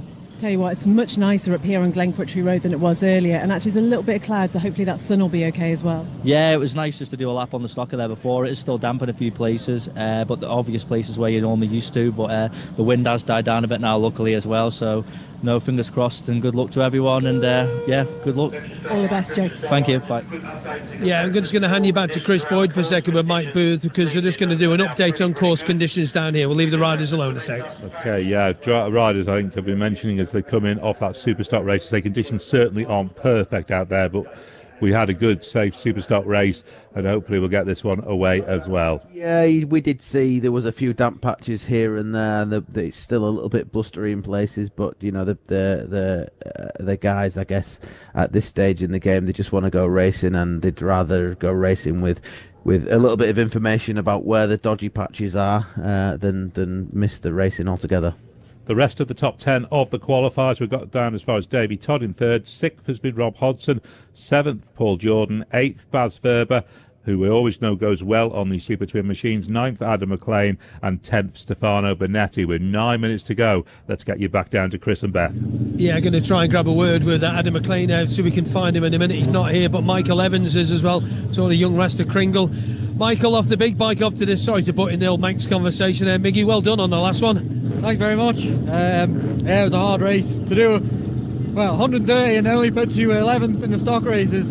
Yeah, it's madness, but no, I'm really happy with it. I did struggle on that second lap. I've done something to my arm, just, I don't know, pulled a muscle or something, so I was struggling to change direction. But yeah, so to do 130, yeah, amazing. It is amazing. Have you not been to see the girls? See, they could give it a bit of a tweak and a bit of a manipulation. I've got Dave Smythe here. He's Smythe, yeah. Best in the business, so he's been sorting me out. So yeah, I'm good to go for this one. But yeah, try and get it sorted properly for tomorrow or whatever we're next on racing. Whenever it is, who knows? Michael, well done, and we'll speak to you later. Thank you very much. Michael Evans. Let's hear from Indy de Koppel, with Beth. Certainly is. You won't miss you in those leathers. How are you feeling ahead of this one? I feel really good. I'm in a very good spirit because I was in doubt if this is going to go ahead because the weather is really bad this time, and I'm just so happy that it cleared up so we can go out, because I was waiting for this class for so long, whole week, just couldn't wait to jump on that bike. Do you know, we were thinking that this is possibly one of the worst TTs there has been for weather recently. Yeah, I have to say it's not been nice. I hope the weather guards are going to be better for next few days, because we need that. And I'm glad that today, the race was, going held. Still, even they have to shorten it. Unfortunately, my guys will have a chance to fill up the tanks, but we save some fuel. That's fine. Yeah, but that's always a good thing, isn't it? And how is the team generally? How are they feeling? I feel really good. I have 2 boys here working the whole week, and we've been dicing with a couple of issues on the bike, and we sorted out, get the right gearing. I think this year we have the right package on the Super Twin, so I'm really looking forward to it, because after one lap being 7th on the qualify, it seems to be promising. Well, I hope it stays that way. All the best for today. Thank you very much. 9th quickest qualified. Just going to grab a quick word in if we can. Is Adam McLean sat in that very famous bus stop, the Flitwick Motorcycles thing. Adam, just a quick word on Radio TT. Hello, young man. How we going? How's the form? Good? Aye, good. Finally getting to go today. It was already 11 this morning, but what do you do? You've got children, they'll keep you busy. Ah, unfortunately. How's it been though? How's Steve and the Flitwick boys been treating you? Yeah, really good. Great team, family run, no pressure. Bike's fantastic, so couldn't ask for any more. Well, we saw the potential of it at the Northwest, didn't we? Yeah, we had a bit of speed there, so no, hopefully we have a good steady run on this, and just build on practice week. Obviously, same as everybody else, we've heard it plenty of times this week. We didn't get a lot of laps, so yeah, steady away. When are you next away at the IRRC? When's the next one? Next one is Amatra in Finland, so we've got 4 weeks of a break now before Amatra, so looking forward to it. Have a good break, all right. Thank you for your time, Adam. Cheers. He's going to be starting off at number 7. Let's hear from Jack Fowler with Beth. Yeah, and Jack, we were just saying you were glad to get that race out of the way yesterday and sort of get yourself going. Yeah, it's been a long week, hasn't it? A long week for everyone, and a very long day today. Fair play to the organisers, though. They've got the most difficult job in the world, and there's an awful lot of experts out there, but I mean the conditions now it's probably the best part of the day now, so I was actually somewhat relieved when this was pushed back this afternoon, because the wind was really strong, and it seems considerably calmer now. So yeah, really quite looking forward to the Super Twin race. Really, these bikes are really good fun around here, so I just need to get settled in, and hopefully we can have a bit better luck than we did last year in this class. Well, fingers crossed for that. But the bike's been feeling pretty much okay? Yeah, bike's been feeling really good, actually. It's virtually the same bike we had last year. It's making the same power on the dyno. but it feels really strong. It's the fastest I've ever been through the speed trap. Yeah, it feels like it's pulling really well. So, you know, don't know if that's a good thing or a bad thing. Sometimes people say they go quick before they go bang. So, but yeah, we'll be all right. We'll be all right. Well, yeah, fingers crossed that it all goes to plan. And your second TT, apart from the weather, still living up to the dream, yeah? Yeah, massively. Yeah, massively. It's amazing to be here and to be part of it. And you know, everyone puts in so much effort to get here. It's great that we are getting underway. And I guess I just want to say a further thanks to the marshals as well that have spent probably a good part of today up on the mountain, freezing, and everywhere on the course. So thanks for us idiots letting us do this. That's so lovely. Thank you so much, Jack. Thank you. Take care. The Superstock race winner has just been speaking to Baz Ferber. And Baz, what words of encouragement did Dean Harrison have for you? He just tells me the same thing every time, just hold it flat out. It's easy for him to say, isn't it? We know this bike goes well. We got the podium at the Northwest 200. You know, what can we see from Baz in this? If I get everything right and I hold it flat out, you never know. I mean, from the boys in front of us in qualifying, we're probably 6 to 8 mile an hour down through the speed trap, which is a hell of a lot to give away because like 90% of the time you're flat out on these things. But, you know, you've got to be in it to win it and you've got to be there at the end, and that's what we'll try and do. Good luck, Baz Ferber. Thank you, mate. Let's have a quick word, if you can, with Dominic Herbertson, about to go out in the noisy thing. Earplugs in, young man? Oh, yes, plugged in, ready to play. How was the last one? I'll tell you what a laugh that was. I can't believe the pace of it. So that's the fastest I've ever gone around the mountain course. Shoulder shot the bits, my backside's killing us, but that's what the TT's about, isn't it? And you're off. And we're off. Good luck, Dom. Cheers, man. Thank you very much. I'm here now with Pete Murray. Always a massive smile on your face. How are you feeling to be here? So good. You know, it's just so much fun to be out here doing this every year. We keep coming back, just having a great time. I'm really intrigued to know when you first heard about the TT and thought you wanted to come here and do it. You know, actually, it was pretty late in life. It's not televised as much in America, so we kind of miss out on it some. And I came over here just as a whim one day, and I ran into someone who I used to race with, and he said, "Dude, you got to do this." I thought, "Me? Really?" So yeah, it was later, really. Well, that's very good. We're really glad you're here. What's the plan for today? You know what? This thing is just all about fun for me. There's no pressure on me. I don't have to do anything. I'm just going to have a great time. That's really it. Brilliant. Well, we'll talk to you afterwards. Have a good one. Thanks for chatting. 19th qualifier on the TH Racing Machine is AJ Venter. AJ, before we go on this little bike, it's flat out, isn't it? Oh, I can't wait to get on it. It's a good little weapon. The TH Racing guys, they've built a good bike. And yeah, I'm still a little bit shocked to be standing up here. So to go for this number, you know, the best thing I can do is give them a good result. And if you get a good number, is Trevor going to sing? Well, according to Trev, he's going to sing in his blue shorts. Oh, no. Oh, I'd link it out now. After the Northwest, good luck. Thank you. Cheers, bud. Yeah, he was obviously gunning for that podium. Beth, we're going to make a walk down now because we are 2 minutes away from the start of this Metzeler race number 1 for the Super Twins. 2 minutes to go. I can see you walking down, walking in the wheel tracks of heroes. So let's run through the times then. Dunlop 122.159, Evans 121.426, Herbertson 121.194, and then we got Mike Brown 120.486. Michael's lap time was an 18:31.8, and if you look back just to 5th place with David Todd, Michael is here, David Todd is here as well. He's done a quick change in the Malenko by Paget's Leathers. So David Todd in 5th place. There is only 17 seconds. That's all it is, 17 seconds. Let's give you the board once more for this evening here on the Isle of Man. 2-lap race on this one.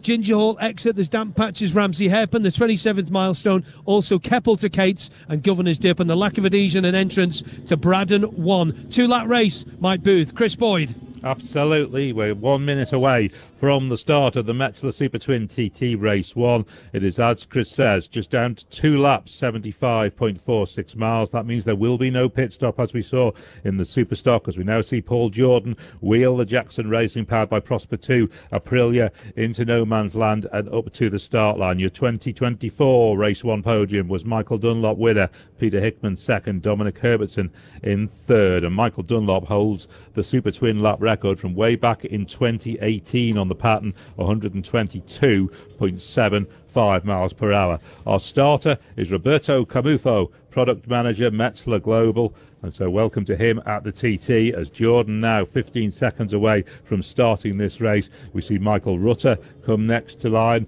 and then also Michael Evans and Michael Dunlop also all into no man's land. So Jordan about to get the tap on the shoulder. We're away. Picking up the Aprilia. We then have nobody at 2 where Pierre-Yves Bion would have been. He had to slip off at the Northwest 200. So next it will be the multi-experienced Michael Rutter on the Bavens AJN Racing Yamaha.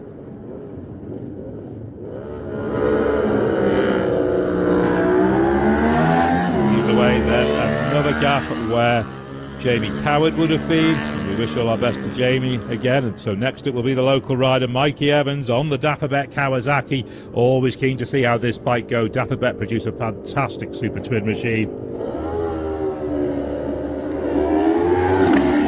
Next up will be Michael Dunlop on the MD Racing pattern. He was 8.5 seconds inside that record pace last year. He's away now when the red flags came out in race 2. Let's see what he can do this year. Next up, Adam McLean on the Flitwick Motorcycles Yamaha. He's away. And next, Davey Todd on the Malenko by Paget's Racing pattern, making their debut in this class. Following them, Mike Brown on the KMR Kawasaki, Jack Reed's cars Kawasaki. He's away. 4th fastest in qualifying. Then gap at 10 before we move on to Joe Yeardsley on the Scott Racing Motorcycles Aprilia. 14th fastest in qualifying for Joe and an 8th place finish last year. Barry Ferber next away on the DC Motorcycles Yamaha, 8th in qualifying. He scored a top 10 last year as well. Then Dominic Herberton comes to the line, fresh from setting his fastest ever lap of the TT course in that super stock race. He's away on the Melbury Racing pattern. Stefano Bonetti always goes well in this class, the VAS engine racing pattern. He's away. Then our 6th fastest man in qualifying, Rob Hodgson on the SMT pattern. Alan Venter, who we spoke to just before the start of the race, on the TH Racing Kawasaki. Victor Lopez goes next on the ILR, the Ian Locker Racing pattern, with Martin Motos. He gets away, you won't miss him. Fantastic looking machine and rider levers. Andrea Meola will be next away on this VAS Racing pattern. Then Maurizio Bottalico on the team, also on Team ILR pattern.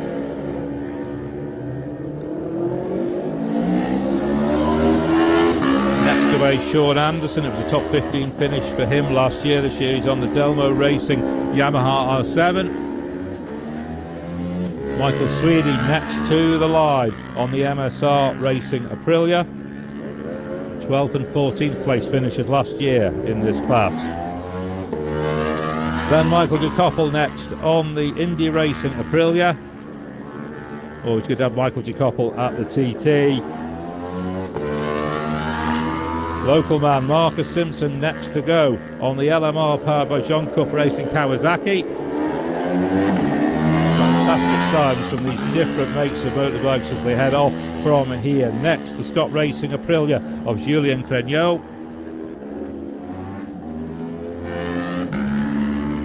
And then again the Aprilia of Martin Morris. He gets away. Also Aprilia, the choice of Michael Russell as he goes on his Brook-built racing machine, 23rd in qualifying. Continue the cavalry of Aprilias. Darrell Tweed, the Novogen by FAO Racing Bike. Next away will be Lancelot Unisart on the Obsession Engineering version of the Aprilia.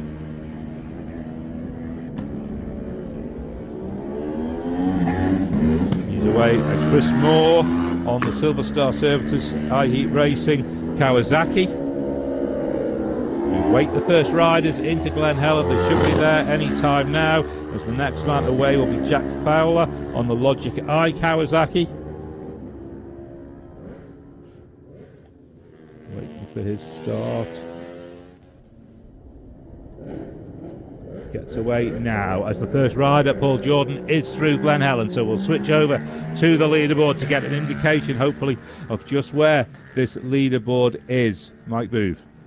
Yeah, it looks like Paul Jordan, as you say, is at Glen Helen. It takes another 10 seconds or so before the riders behind him get to that section and cross the timing screen, the timing beacons. I did notice once or twice that on the live feed looked like Michael Dunlop might have been having some slight issues with his throttle. I couldn't tell exactly what was happening. It looked like he was reaching for something else behind the screen. Maybe that's just something that he was adjusting or playing with. It looks like he's at Glen Helen though, so I don't think there's any issues. And no problems. He takes the early race lead. Dunlop at Glen Helen on lap 1 is 2.3 seconds ahead of Mikey Evans. Then Paul Jordan and Michael Rutter are the other two riders through. So we need some more riders to get through before we get a proper idea of this leaderboard. Adam McLean arrives and drops into 4th place. So Dunlop, the early leader, as we wait more riders to get to Glen Helen on lap 1 of this Metzler Super Twin TT Race 1. Here now is Davy Todd. Where does Todd drop in? Only 4th place for Davy Todd. So it's Dunlop from Evans by 2.243 seconds. Then Mike Brown is 0.6 of a second down on Evans. So Brown slots into 3rd. Then Davy Todd in 4th, 2.4 seconds down on Brown. Paul Jordan holds 5th. First man on the road. 5th place in the race, 1.4 seconds down on Todd. Then Adam McLean is 1.5 seconds down on Jordan. So it's very, very tight in amongst these places as Joe Yeardsley slots into 7th place. Now 8th because Barry Thurber has arrived and gone into 5th. So we'll just get a consolidated idea. We're just waiting on 1 or 2 of these later starters just to get there, in particular Rob Hodgson, who was 6th fastest in qualifying on bike number 15, and Dominic Herbertson. Herbertson does arrive and slots into 5th. Stefano Bonetti usurps him in that position and takes 5th, and we're still awaiting on Hodgson to arrive. He should be the next bike to arrive, I think, out at Glen Helen. He does. He slots into 6th. So I think we probably have a fair idea of the leaderboard now. Dunlop then leading the way at Glen Helen, 2.243 seconds over Mikey Evans. Then Mike Brown in 3rd, 0.6 of a second down on Evans. Then Davy Todd, 2.4 seconds down on Brown. Then Stefano Bonetti in 5th is only 0.1 of a second down on Todd. Rob Hodgson is dead level with Stefano Bonetti for 5th place. Then Dominic Herbertson holds 7th, only half a second down on Hodgson. Barry Thurber in 8th is 0.7 of a second down on Herbertson. This is so close. Paul Jordan 9th is 1/10 of a second down on Thurber, and Adam McLean is 1.5 seconds down, rounding out the top 10 on Paul Jordan. It's very, very close in those lower leaderboard places. Yeah, you're not wrong. It's only really Michael Dunlop that's got a couple of seconds on Mikey Evans. Everyone else is bunched up like, bunched up all the way to 10th place. Isn't it nice as well to see so many different manufacturers in this class? A couple of years ago, it was a bit of a Kawasaki Cup, wasn't it? Everyone was turning up on the old Kawasaki ER6s, and then the patterns started arriving, and now since they opened the rules up a little bit a few years ago, we're seeing the Aprilias and the Yamahas. It really is good to see. And very great. It brings us different riders into podium contention as well. That's right. And so we've got Paul Jordan then out through Balaf. We're waiting obviously on our race leader Michael Dunlop and all of the rest of the riders to get there. It's just Jordan through on the Aprilia so far, as we see riders heading out towards Balaf. So we've now got Mikey Evans and Michael Rutter both through Balaf. We're seeing Jordan on the run out towards through the Wildlife Park and into Quarry Bends. And Dunlop arrives at Balaf again, increases his lead over Mikey Evans to nearly 6 seconds. That's 5.9 seconds the lead of Michael Dunlop at Balaf Bridge. Just put that sector time in, and I think it'll be something special from Dunlop. It is. He's on almost lap record pace from a standing start here. His own lap record is from 2018, 122.75. I have him pretty much slap bang on that from a standing start at Balaf. So this could be something very, very special from Michael Dunlop on the Pitton. Chris Kinley.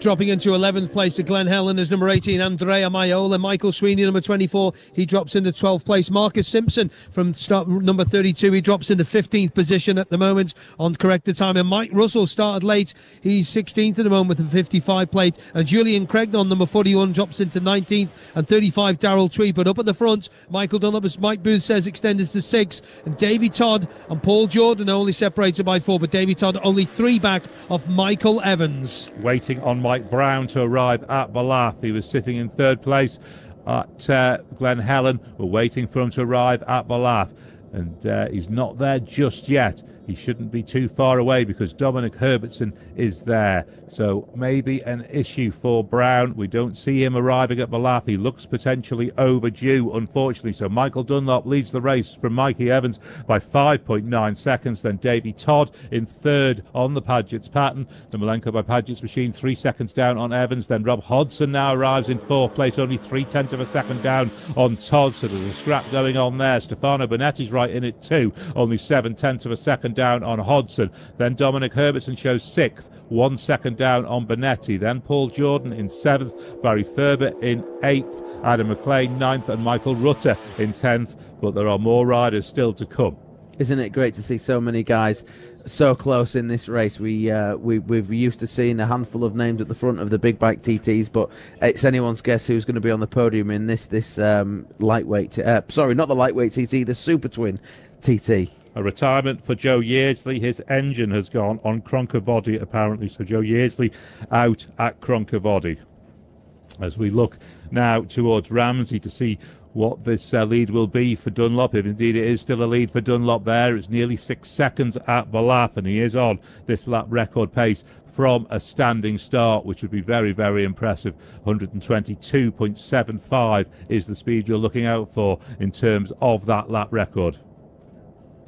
As we try to pick up some of the later runners now, Stefano Bonetti drops into 5th, then Dominic Herbertson in 6th. So it's Dunlop, then Evans, then Davy Todd, then Rob Hodgson, Stefano Bonetti, Dominic Herbertson, then Barry Ferber and Adam McLean as Jordan arrives first on the road into Ramsey. Paul Jordan is there, but it's Michael Dunlop we're waiting for as our race leader in this Metzler Super Twin TT Race 1. How close do you want it? We've got only 11 seconds between 4th and 10th place. That second wave of riders, it really is anyone's guess who's going to be in the sort of runner-up to the podium positions. And I tell you what else, I think Michael Dunlop's engine builder needs a pay rise this week because he tops the Sulby speed traps. Again, 162 miles an hour. Dunlop into the hairpin and he's catching Mikey Evans, so the leader is catching the 2nd place man in this race. He's right with him as they head up towards Waterworks. So 1 and 2 in the race are together on the road. Dunlop just behind 2nd place man Evans, and at Ramsey it is 9.3 seconds that Dunlop leads by. 9.3 seconds from Mikey Evans into Ramsey. Not a fantastic place for Michael Dunlop to catch Evans. However, I've got a feeling he doesn't need to rush past him because he has got a big old lead there, and he can wait until he gets onto the mountain, onto the big old open part of the course to just draft past him with that big fast pattern. Yeah, he is still right on that mid-122 pace for Michael Dunlop, so we'll see what this is. It's right there on the cusp of potentially being on that lap record pace, but more importantly, in terms of the race, he's stretched the lead out to nearly 10 seconds, 9.3 over Mikey Evans. And Davy Todd, well, the Padgett's team will be jumping around the Malenko by Padgett's team. They have that bike potentially in the podium places, with Davy Todd holding on to 3rd. We wait for Rob Hodgson to arrive, who was in 4th place at Ballaugh, and then Stefano Bonetti and Dominic Herbertson. Herbertson arrives now, so we need Hodgson and Bonetti to arrive to get a proper idea of the top 6.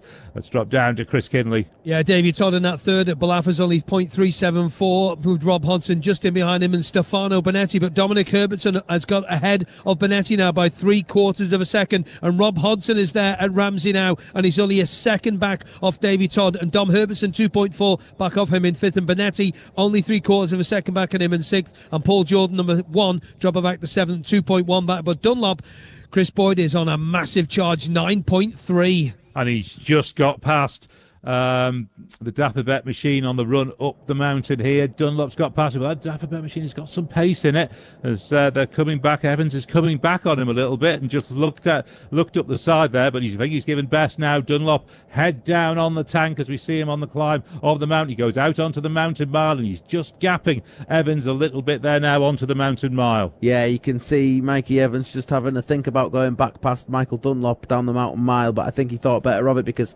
Michael Dunlop's obviously caught him by 10 seconds, and he knows that he can learn a bit off him. Having said that, it does look like Evans is having He had a look there, right up the right-hand side. He's had to back out of it, and that's just cost him a little bit there, actually. He's just had to back out of that, and then that's just given Dunlop a little bit of a head as they go out through the East Mountain Gate.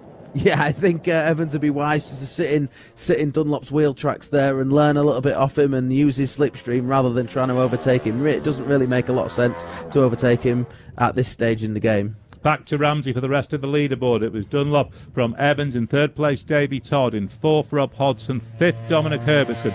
Sixth, Stefano Bonetti. Seventh, then for Paul Jordan, possibly. Then Adam McLean and Barry Ferber. Of those through Ramsey on the mountain. Paul Jordan is through the bungalow, and we wait for, obviously, here is Dunlop now arriving with Evans in tow. That gap's still roughly 10 seconds or just over 10 seconds because the difference between their start times was 10 seconds. He couldn't throw a paper towel over them on the road now as Evans is inches away from Michael Dunlop's rear wheel. He'll be learning everything he can from Dunlop. Dunlop, obviously the rider with the most wins around the Isle of Man TT course, is in a good place to learn a lot from the master.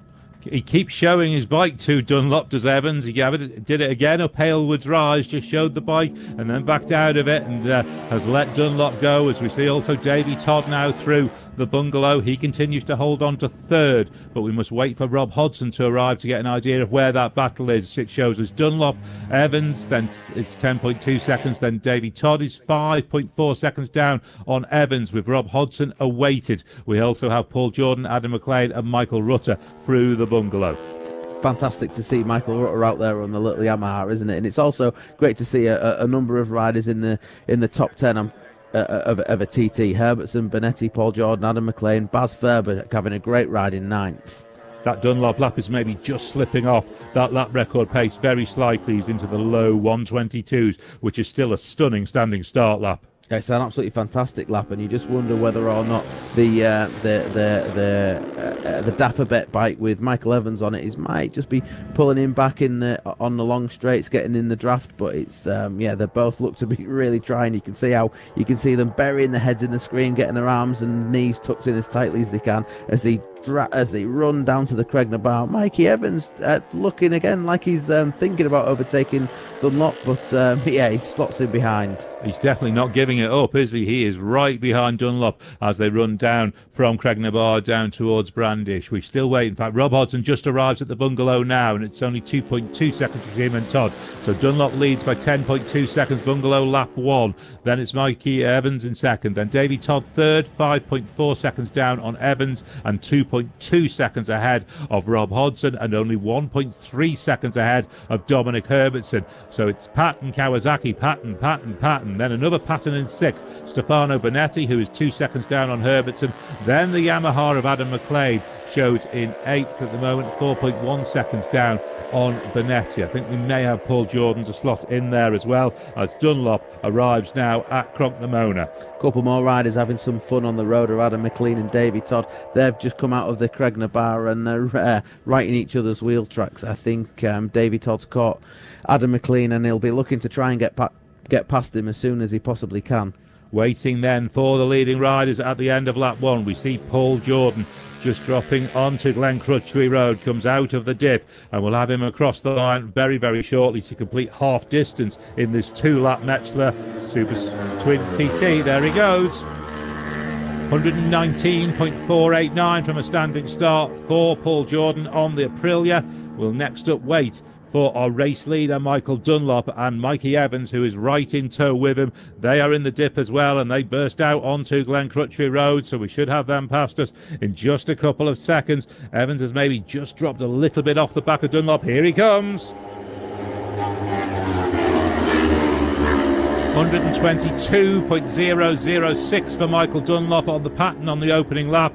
Mikey Evans 120.837 on the Dafabet Kawasaki. So Evans 120.837, Dunlop 122.006. In terms of the race, it's 10.7 seconds that Michael Dunlop's leads by, so it's just 0.7 of a second between them on the road, but 10.7 seconds in the race. Next up, we wait for Davy Todd, our third place man, to come through, and then we'll have to wait for Rob Hodgson from a start number of 16 to get through here as Michael Rutter completes.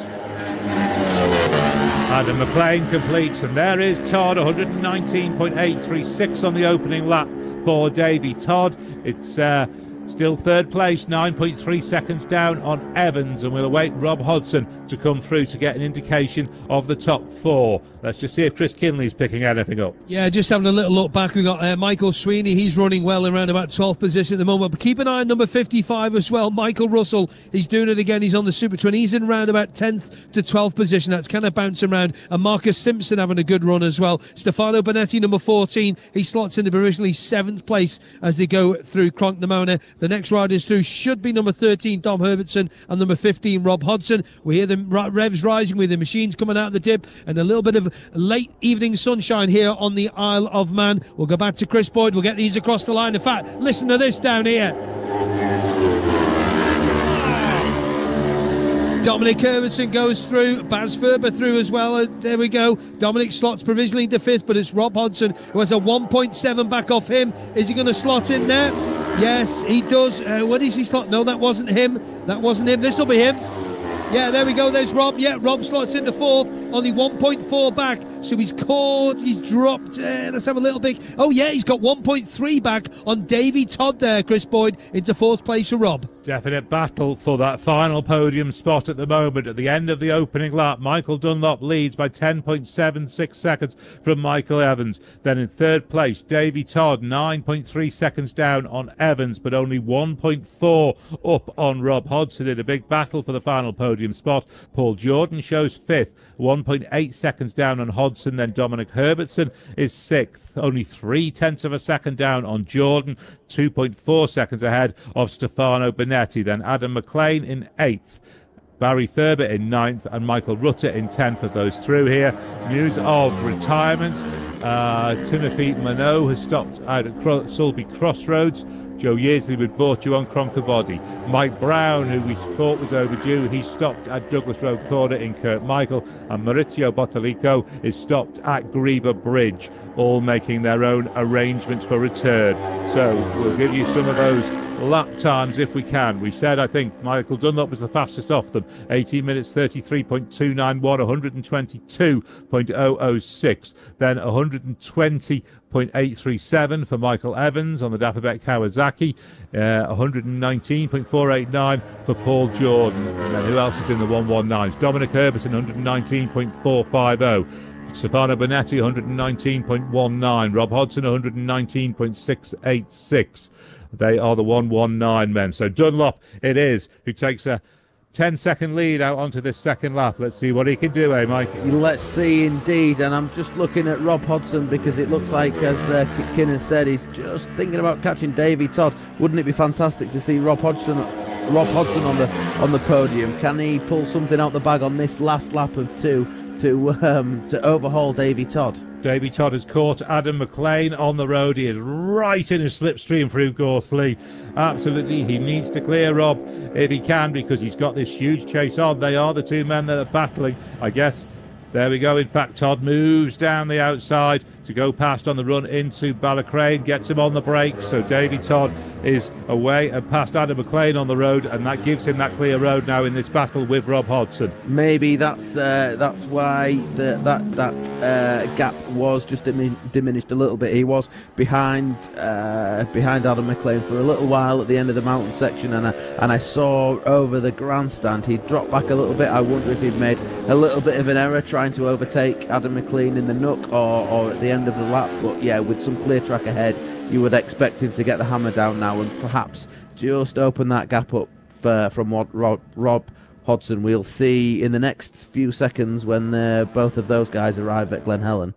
Indeed. Dunlop then is through Glen Helen, and he's pushed the lead out to 13.6 seconds over Michael Evans. So the MD Racing pattern over the Dapperbet Kawasaki, 13.6 seconds now between them, as we see Michael Rutter head up towards Sarah's Cottage as well. So we wait for Todd and Hodson to arrive there in this battle for the final podium spot.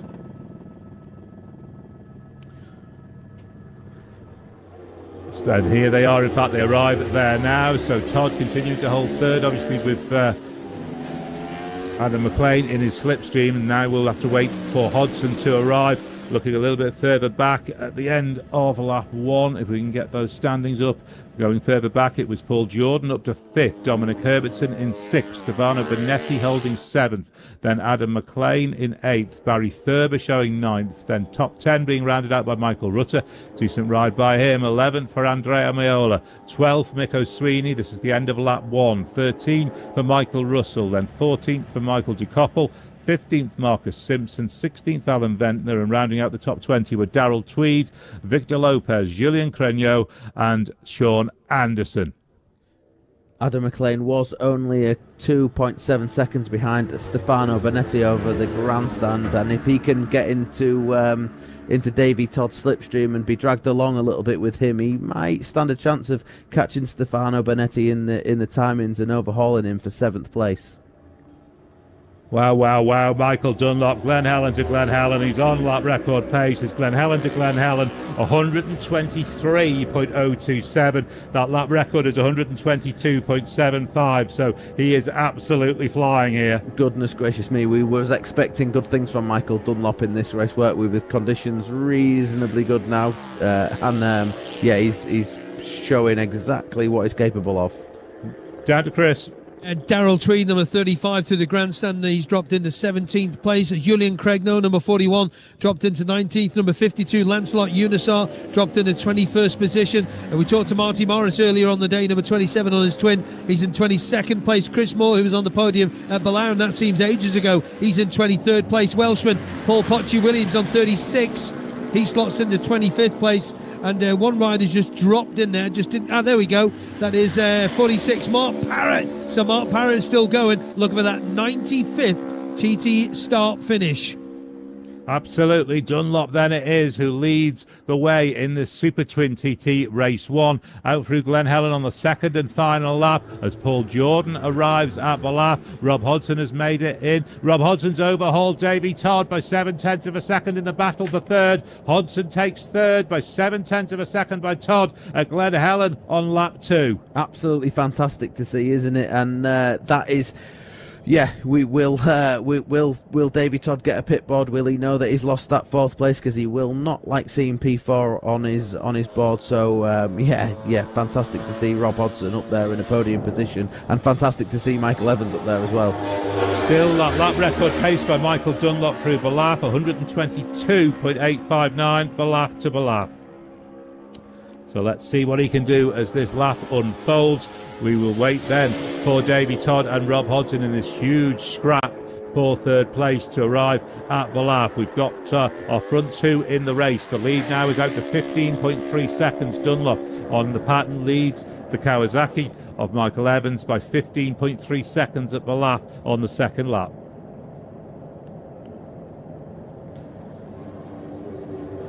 And next up we are looking then for Todd. He also arrived. So now we need to wait for Rob Hodson, who had grabbed third place at Glen Helen on this 2nd lap. We now need to wait a little while, probably another minute or so, for him to arrive as Michael Rutter gets plenty of air over Ballacry, Mike. Absolutely great to see. We've seen a few riders over these jumps today with just slightly windier conditions. The bike's getting a bit sideways. Oh, and Todd and McLean do the same thing. They're following in each other's slipstream over Ballacry. Massive amount of air from these little super twins, these 650cc bikes. They're not big bikes, but they've got enough power to really get some serious airtime. Fantastic to see.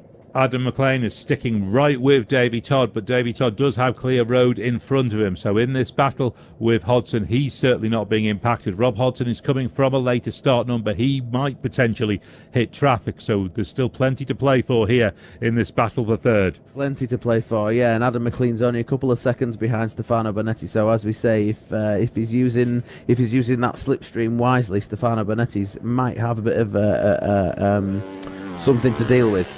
Hodson does arrive and he's extended it. Hodson at Balaf on lap 2 is now 3.2 seconds up on Davy Todd.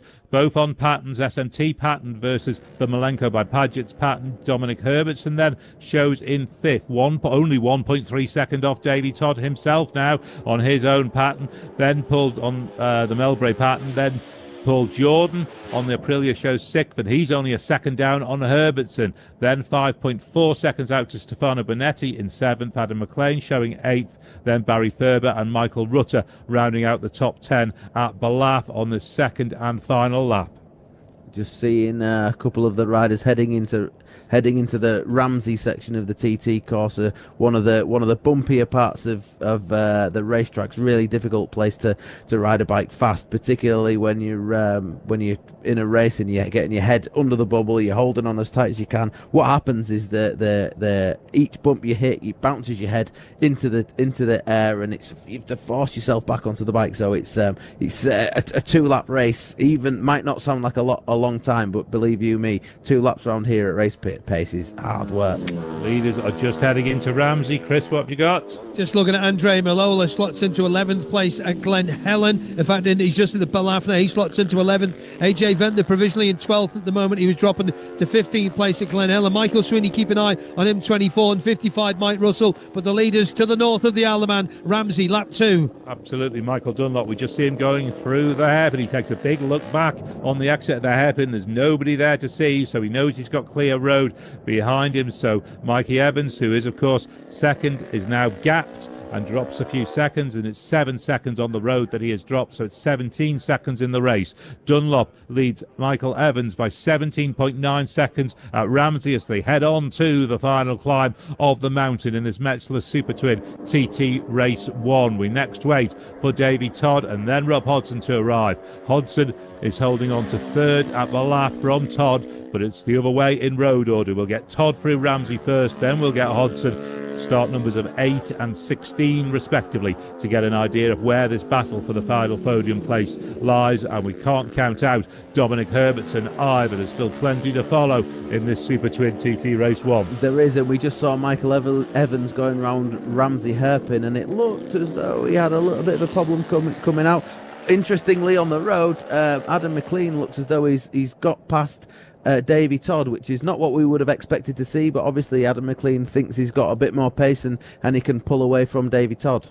Absolutely, this potentially is going to be first podiums in the TT for Michael Evans and Rob Hodson. What a thing that would be. Yeah, absolutely fantastic to see new names on the podium, but I know what'll be going through those boys' head. It's not something I've ever experienced myself, a TT podium, but I can only imagine the thoughts going through their head, willing these bikes to get to the finish line. They'll be listening for any funny noises, be trying to look after the bikes. They'll be praying that they've got enough fuel in the tank, praying that everything goes right.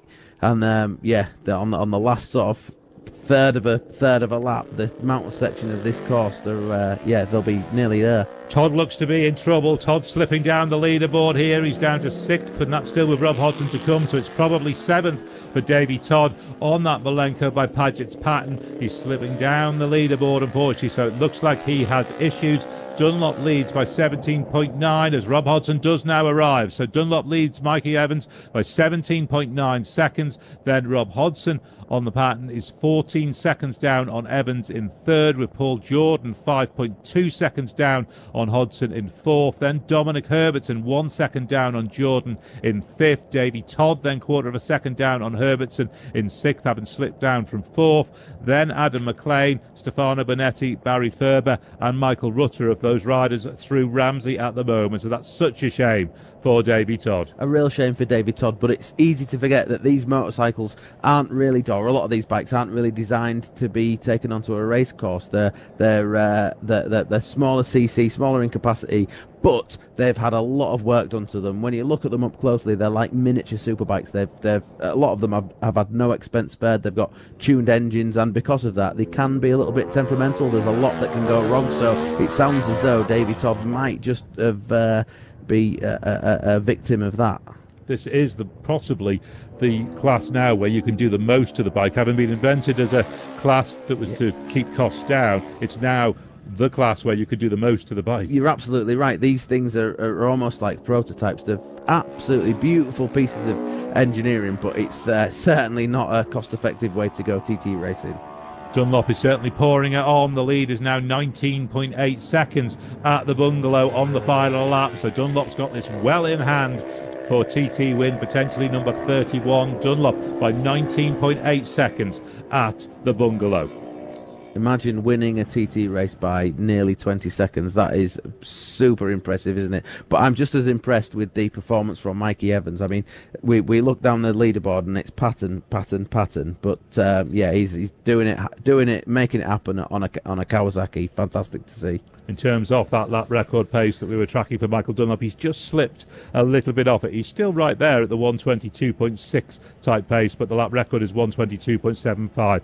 He was ahead of schedule earlier in the lap. He's just maybe gotten the pit boards now to say he's got this in hand. He doesn't need to do that pace. Absolutely. He's got a 19-second lead. It might well be a 20-second lead by the time he gets to the next sector. The idea of pushing the envelope just to get a lap record is just unnecessary. He'll know that. You know, he doesn't need to stress himself, doesn't need to stress the bike or the tyres. He'll do what he needs to do to win, and that's exactly what it looks like he's doing. We see him heading into Kate's Cottage. Chris Kinley still tracking the later starters.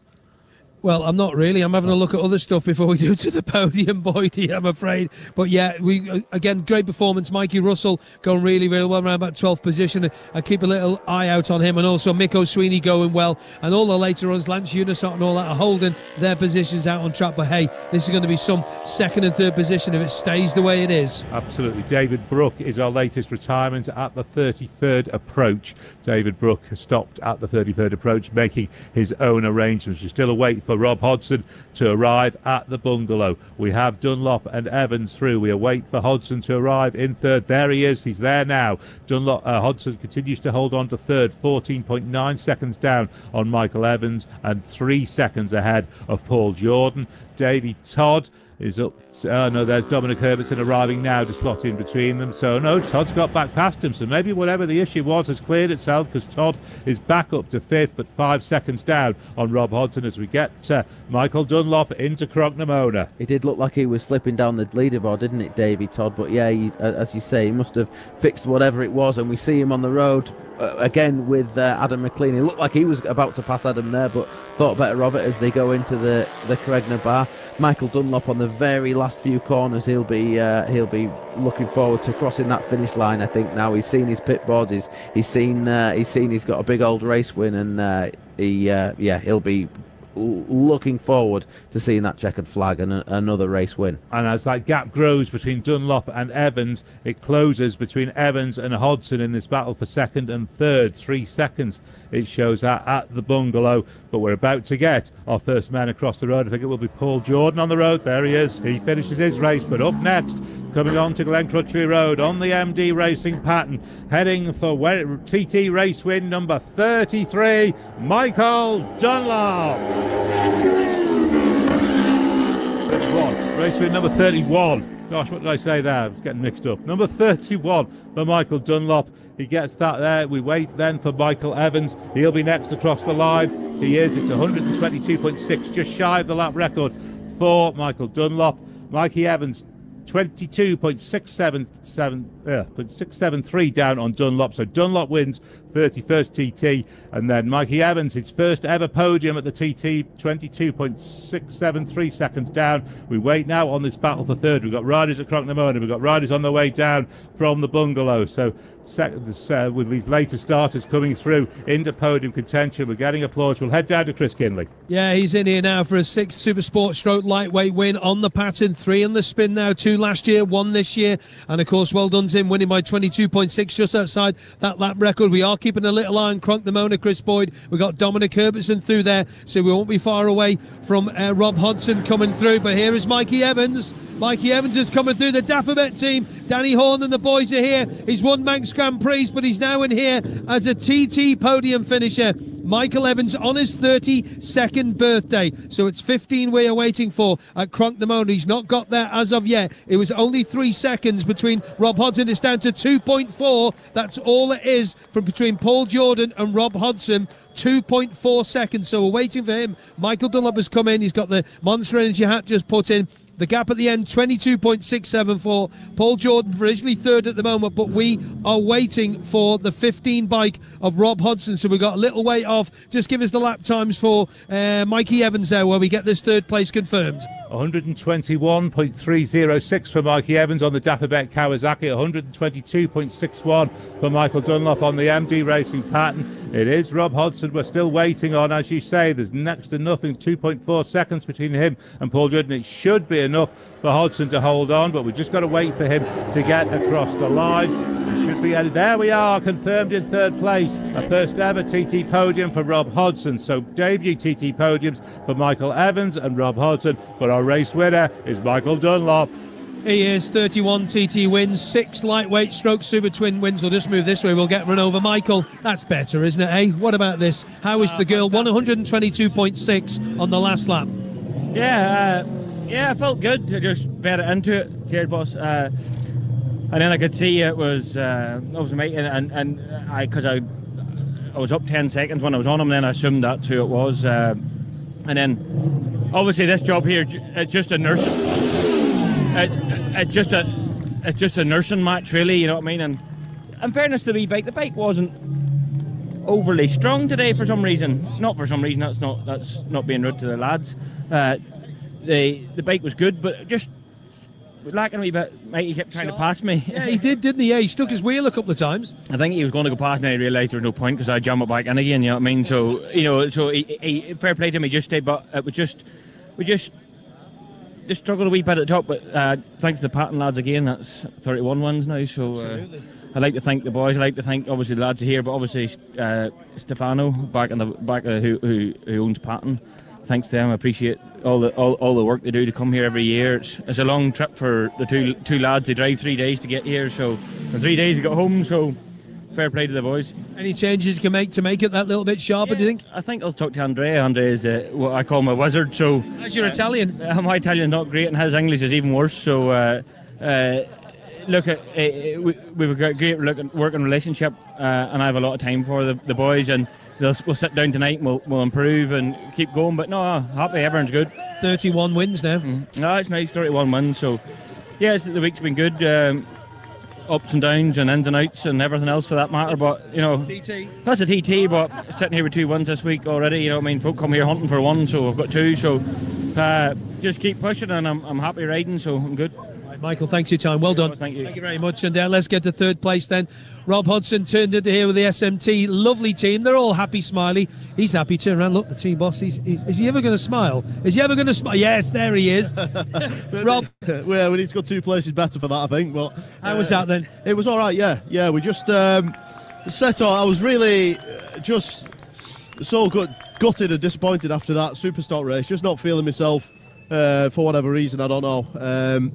So, you know, the team got behind me and said, you know, put it behind you. Just go and have a good do. Show what you can do on this. So, yeah, to get in the winner's enclosure, which is, you know, usually a Manx Grand Prix thing for me, it's special to have an Isle of Man TT podium. Was it last year you had to start from the back? I can't remember which race it was. It race 1 or race 2? I can't remember.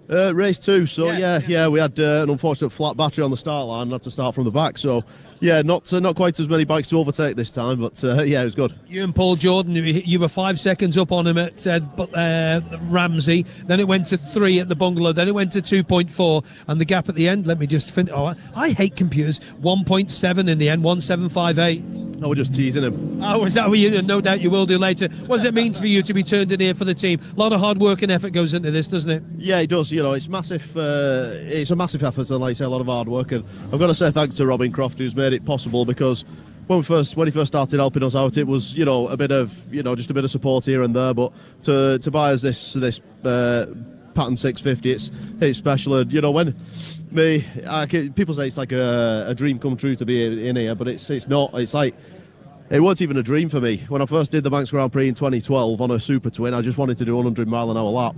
So, you know, I've gone above and beyond what I ever expected to do. So, yeah, we'll see what we can do for race 2, make a few changes and give these lads another run if we can. How did you feel? Because you didn't get a great start, did you? Playing catch up.